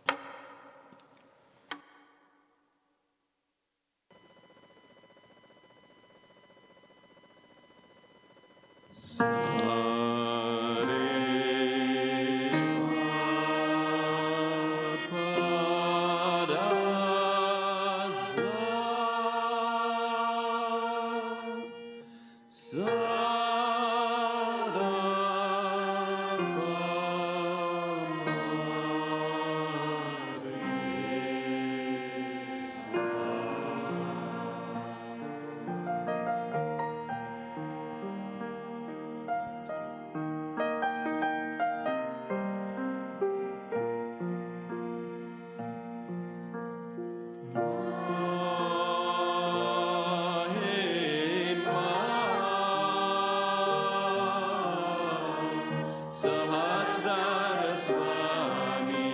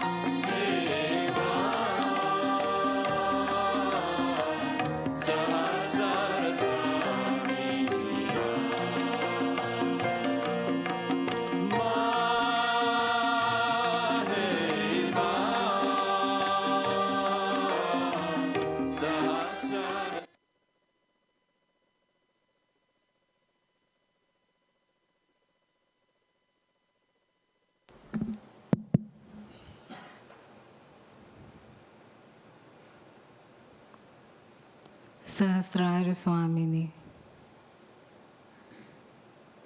the queen of the Sahasrara, the Shakti, the power of God Almighty, the primordial mother, the mother of the universe, from whom originates the love, divine love, the mamata, the motherly love, and the compassion. Param Pujaniya Shree Mataji, you are the queen of the Sahasrara, the Sahasrara Swamini.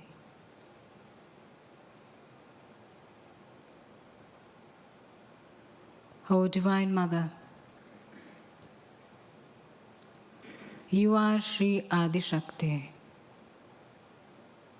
and your reflection is within us as our motherly energy, Mother Kundalini.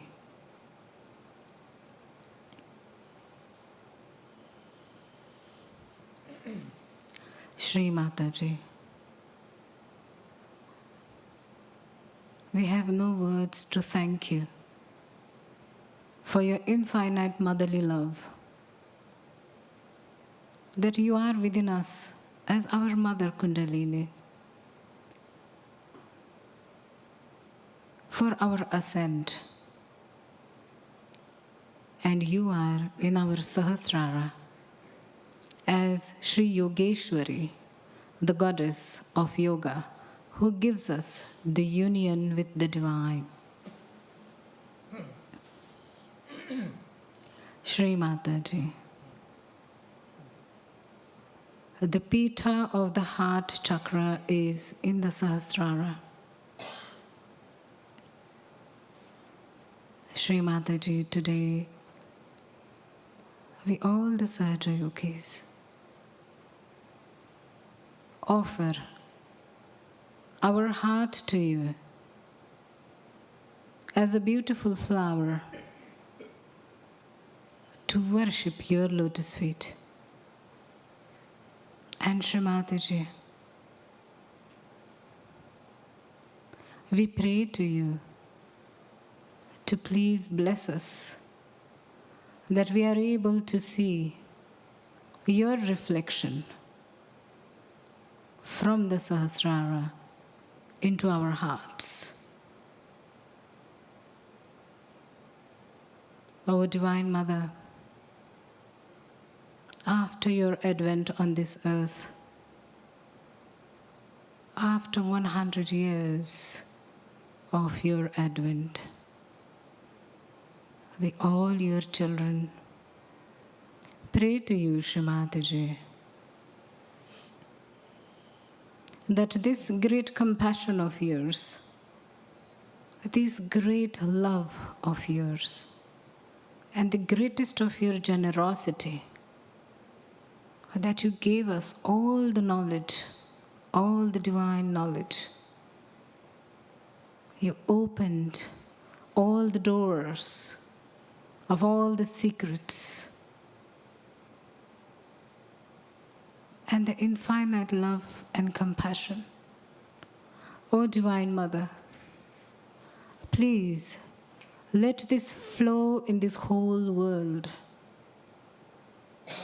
Let your compassion flow in this entire earth,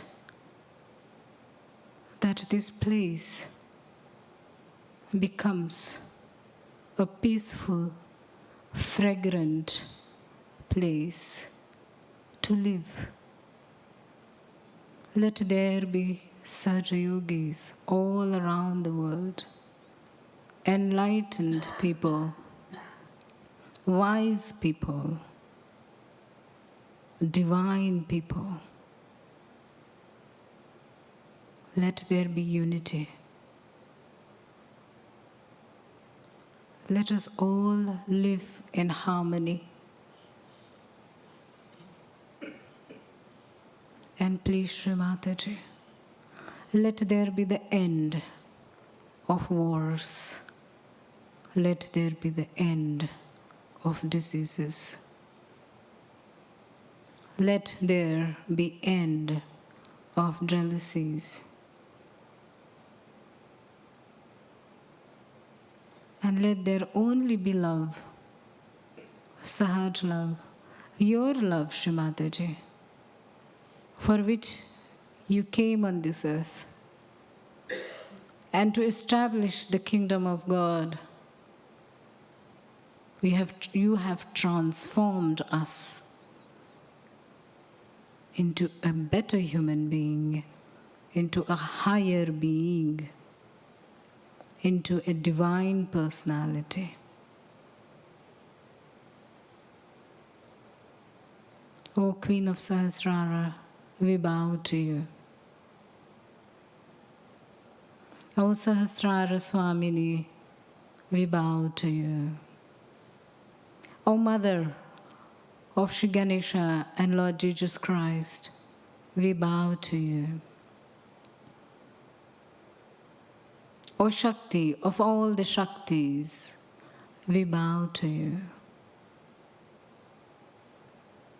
Every chakra and all the deities in the chakras are awakened by adding your name at the end of every mantra. O knowledge of all the knowledges, we bow to you. O greatest mantra of all the mantras, we bow to you. O Mother, Shree Adi Shakti, we bow to you.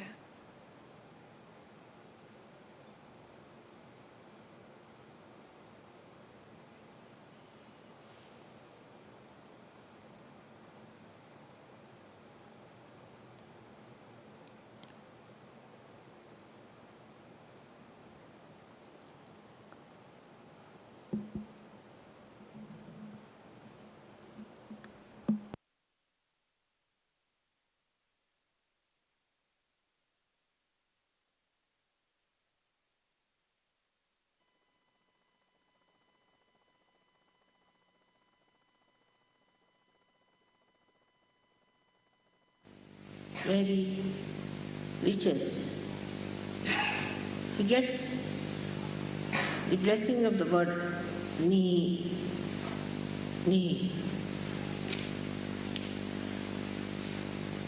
Ni is the first word of my name. But in Sanskrit, when you combine it with mala, then it becomes nirmala. But the word is ni. Ni which shakes little. Ni. That means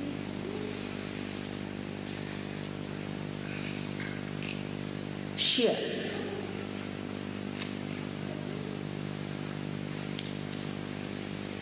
Or when a R is added to it. But the first ni means without, devoid, and nira means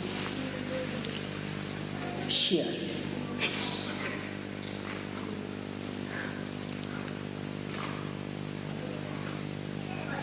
Like when you say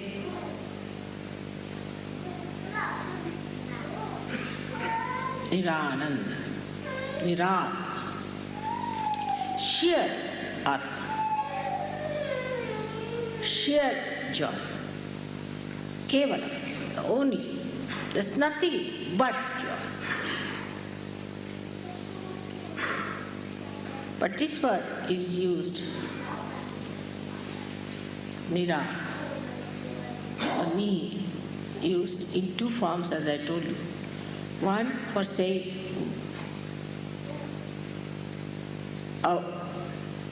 without or devoid of. The another form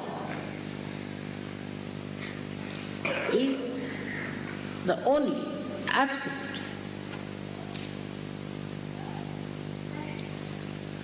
The absolute.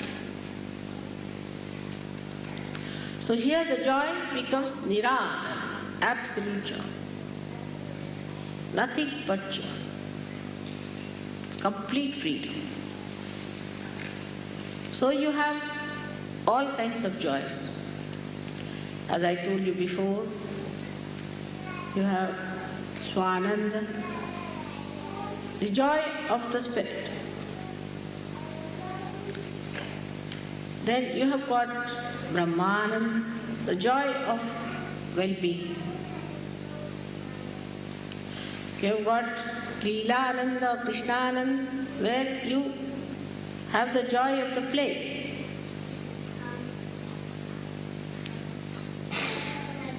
But when you reach the state of Sahasrara, it is Nirananda, means sheer, absolute joy. Though the name Nira is my name, it means absolute. So when you put such an adjective before anything else, it becomes absolute.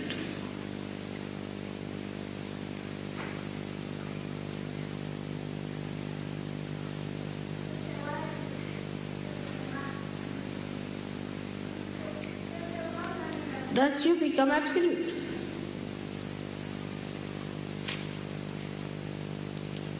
And when you are at that state of absolute, then there is no place for anything else to be there but yourself.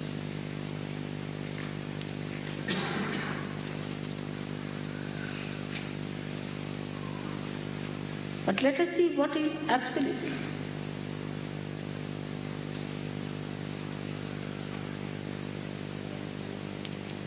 That means it is not relative. It has no relative quality. Absolute cannot be compared. Atulaniya, it cannot be compared. It cannot be related to anything. It is absolute. It cannot be comprehended because it cannot be related to anything else through which we can comprehend. It is absolute.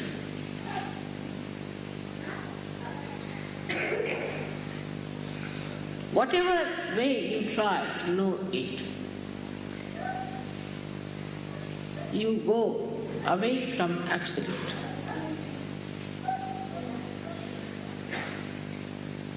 Whenever you try to analyze the absolute, you are away from it.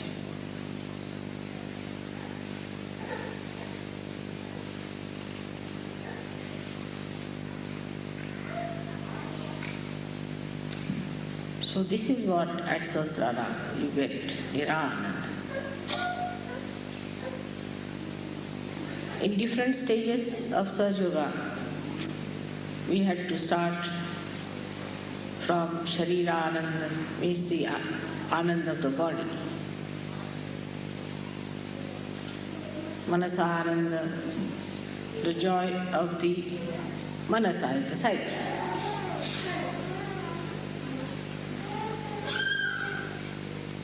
Then you can say Ahankara Ananda, where you have to have the satisfaction of the ego.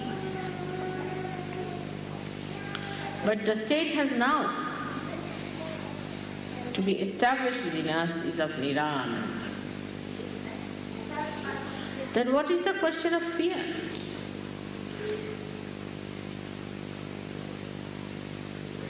What is the question of talking about it? You cannot talk. Because how will you relate it? I cannot say it is like this, it is like that. There are no words for absolute to discover. Only by negation, not this, not this, not this, what remains is absolute.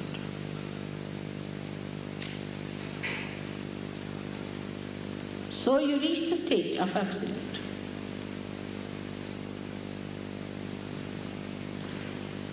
And that is the stage where complete communication is established. And in that communication, you have nobody else but the absolute within you.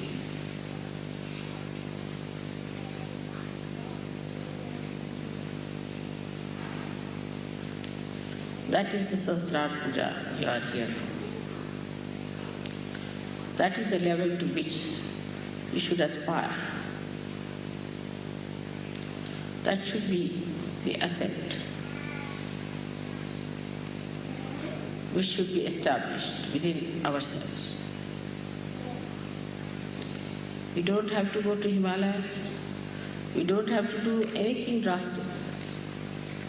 Remaining in this world, we have to become the absolute, the only, Kevalam.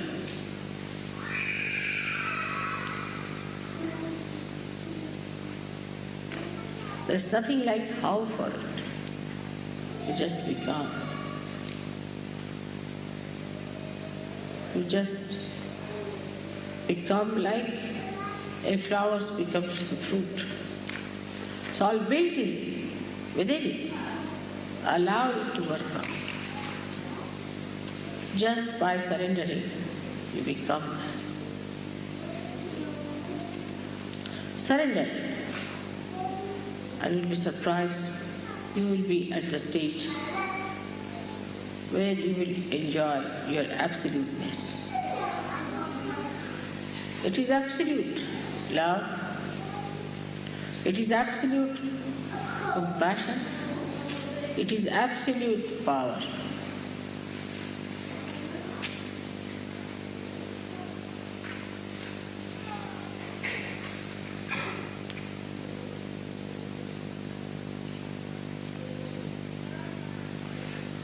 The words stop. The description stops.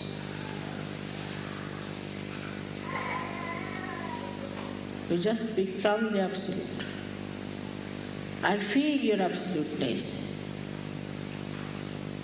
through it, with that oneness. If somebody is not with you, you don't worry. There is no company needed. You are alone. Enjoy the Absolute.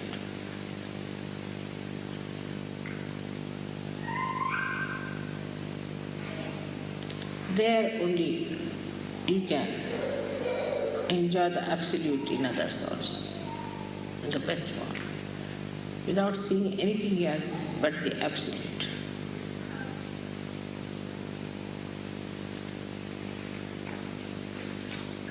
May God bless you.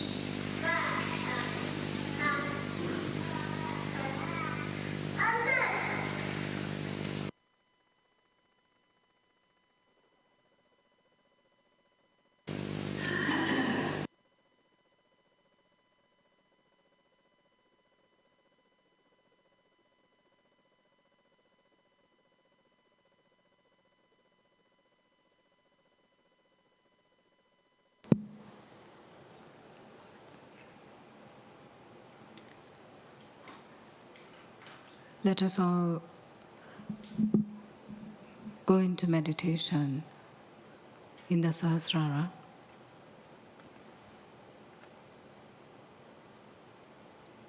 As Shree Mataji said about Ni, Ni is one of the swara, the music note in the Sahasrara.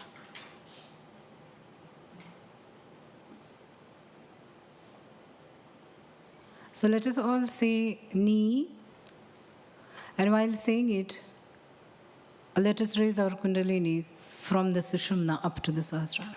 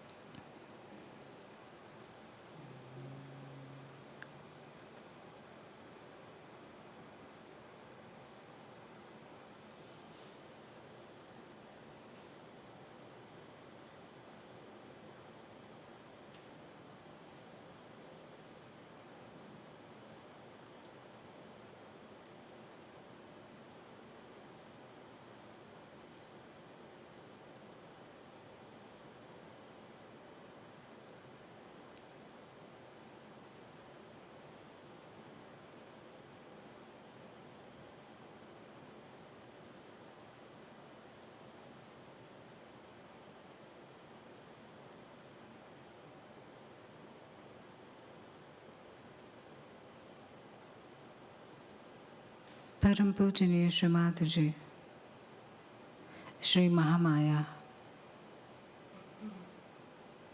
Ma Nirmala, give us the ability to recognize you.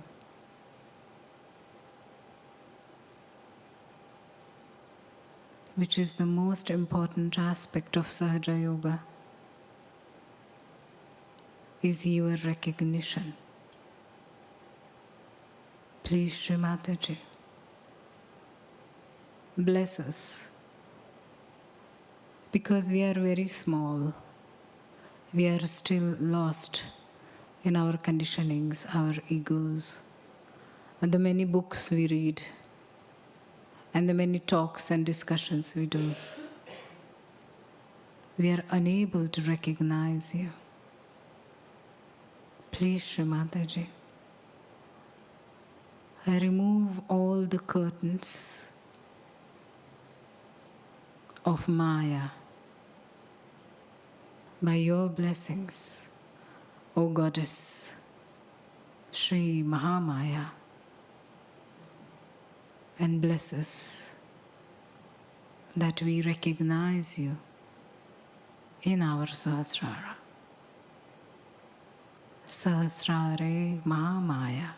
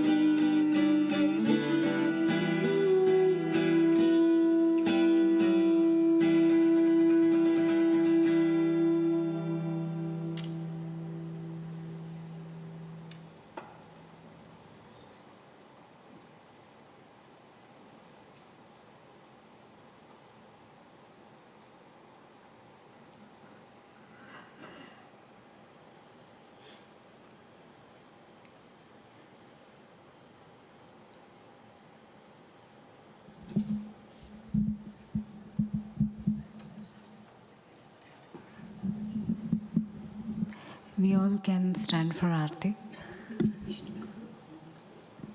Those who wish to come forward to offer the Aarti, please come forward.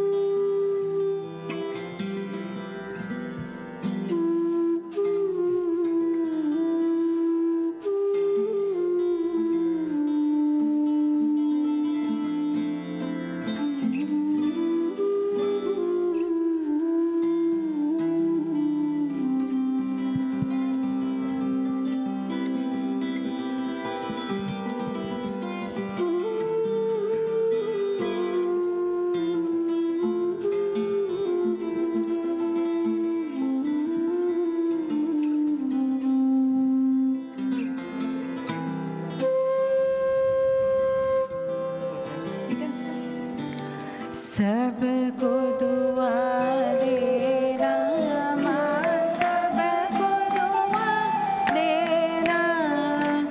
जय निर्मल माता जी, जय निर्मल माता जी, दिल में सदा रहना माँ, सबको दुआ देना, सबको दुआ देना माँ, सबको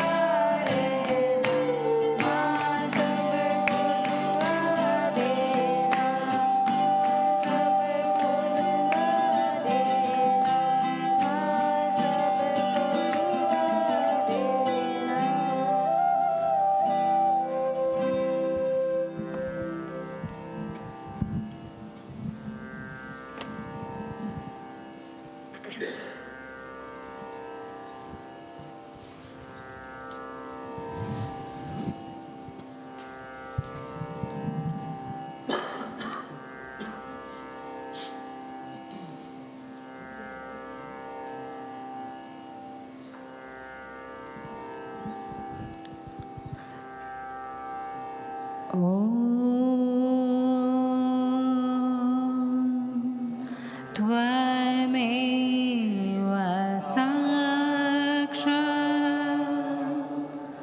श्री महालक्ष्मी महासरस्वती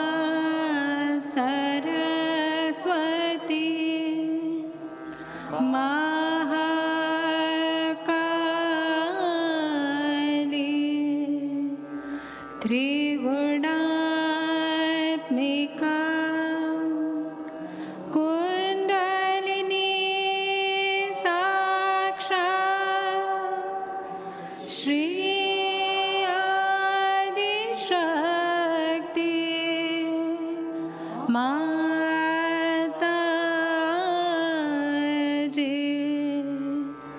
श्री निर्मला देव्यै नमो नमः।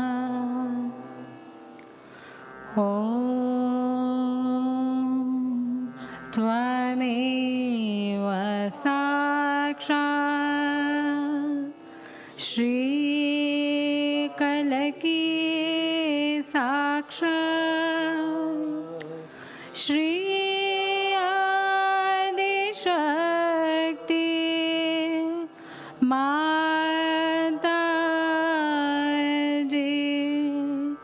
श्री निर्मला देव्यै नमो नमः। ॐ त्वमेव साक्षात् श्रीकलकी साक्षात् श्री सहस्रार स्वामिनी मोक्षप्रदायिनी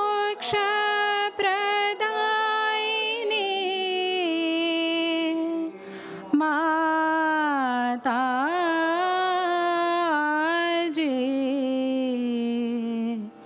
श्री निर्मला देव्यै नमो नमः। श्री निर्मला देव्यै नमो नमः। श्री निर्मला देव्यै नमो नमः। बोलो श्री आदिशक्ति माताजी श्री निर्मला देवी की जय।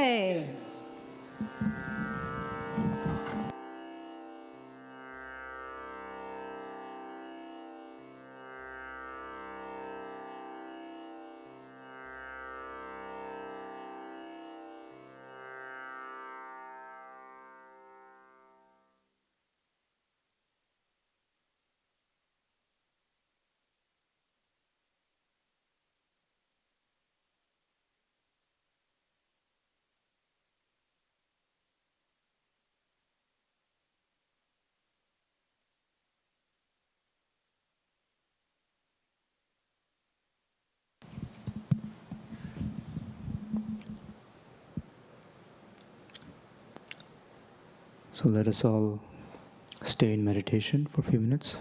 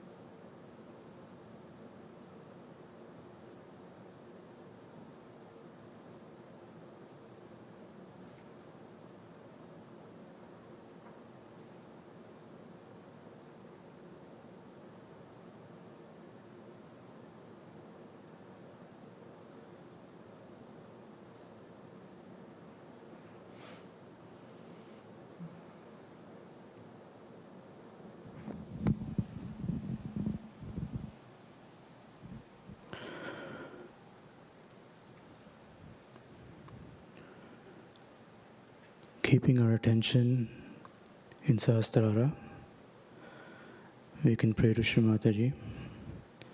Mother, we thank you for giving us our self-realization. Mother, we thank you for awakening our Kundalini and clearing our chakras and giving us the blessing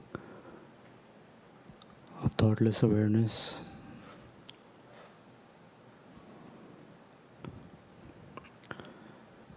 Mother, we thank you for all the things you have done after we received our realization in our personal lives.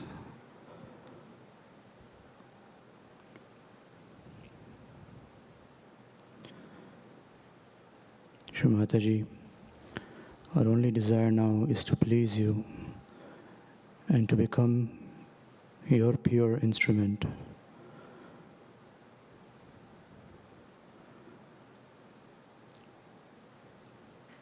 Mother, please open our hearts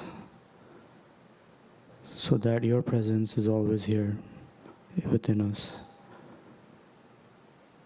And please guide us to clearing ourselves each and every day so that we can become better instruments of you.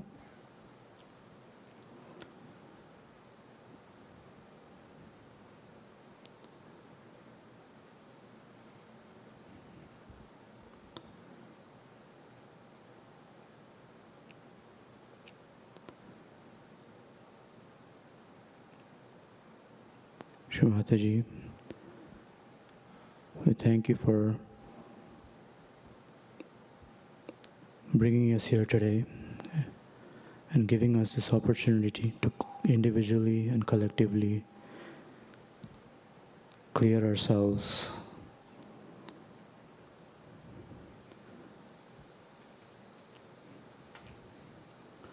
Let us all bow down and raise our Kundalini and take Bandhan.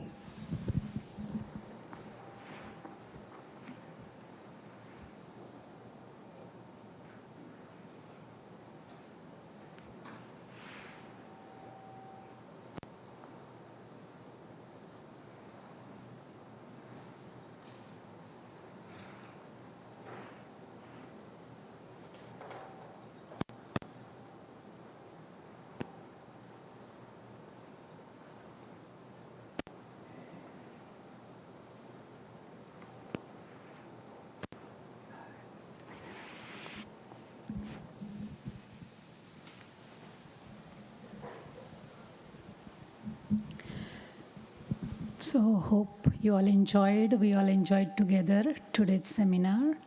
Thanks all those who helped throughout, from our technical till leading meditation, music and everything. One last treatment is left. It is for our left side. I said surprise because this is not the treatment we do every day. So it is little different treatment. And as all of us did all treatments together, let's do this treatment also together with no exceptions. So I will invite Bidar to explain the treatment. Jai Shree Mataji. As this is the home of our mother and also our own home, we would like to treat this home today with the dignity and this respect. And we need just 5-10 minutes of your lifetime today.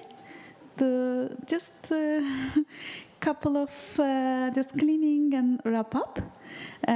Each and every age, doesn't matter, brother, we are brother or we are sister, we need all of you without any exception. If you take only one task and just give your 5-10 minutes, it will be all done in 10 minutes, I believe. We need brothers to take care of the washroom side. We need sisters. Sister washroom side needs to be take care.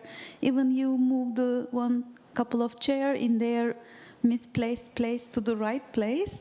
That will work out. Who wants to clean their Navi can work out in the kitchen. Who wants to clean their Muladhara chakra can work on the washroom side. It's up to you. Nobody here to judge you. Okay. Anything missed? That's it.